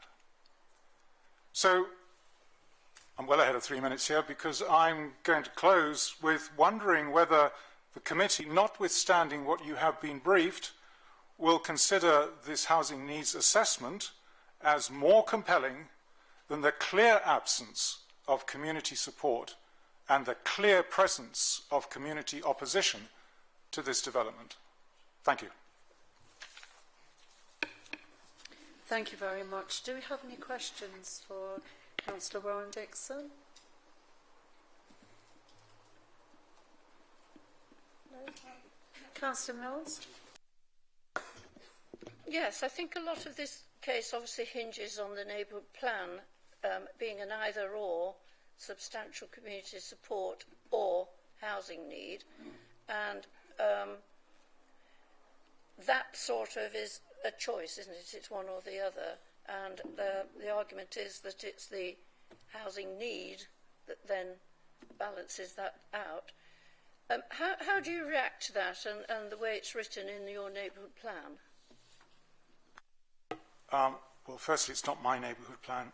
My village isn't big enough to have one of those. I can't claim to be absolutely familiar with Rippingale's neighbourhood plan. I followed its progress up to the time it was made. I confess that I did not see the or sentence, nor, if I had, would I have been able to attribute any weight to it. I see what it means now, but we still have significant public opposition to this development, and I really think that should be given due weight. Thank you. Thank you. There also Councillor Bishnar Singh. Thank you for your presentations, Councillor. I would very much like to ask you, how do you feel about making provisions for the elderly, for the retiree, for the coming down to the bungalow? As you noticed earlier on that we were asking for those similar sort of being other development, and here is somebody that is providing it. And do you feel that is it acceptable or not, or is it in the wrong location? Wow. This is completely outside my zone of competence. I'm not really qualified to make any comment on whether there should be bungalows or not. My understanding is that the percentage of bungalows in Rippingale is higher than the national average. I can't give you any figures to support that, but that is my understanding. And I understand that it has been conclusively proven in the document that was added to the agenda that bungalows are what was needed. I haven't seen the proof, and so I would need to read into that to give you anything remotely approaching a reasonable response on that. Thank you for that. Sorry, I have a question for you. You referred to a concern raised and reason for refusal being one which could not be overcome. Do you know what that was? Or can our officers answer that question if you can't? Yeah, so just to pick up on that point by the councillor, there is a note that is included on our decision notice when it refers to refusal, which looks at essentially the approach taken by officers is rather than elongate an application and negotiate an application, if there is a fundamental issue that cannot be resolved during the course of that application, then we will proceed to determine on that basis. That does not mean to say that an applicant can't go away after an application, collate new information and come back in for a new submission. It simply says that we don't feel that there is adequate opportunity within the duration of the application in front of us to address the reasons. In this case, it was because we felt there was insufficient evidence of a local housing need. To actually resolve that required a housing needs assessment.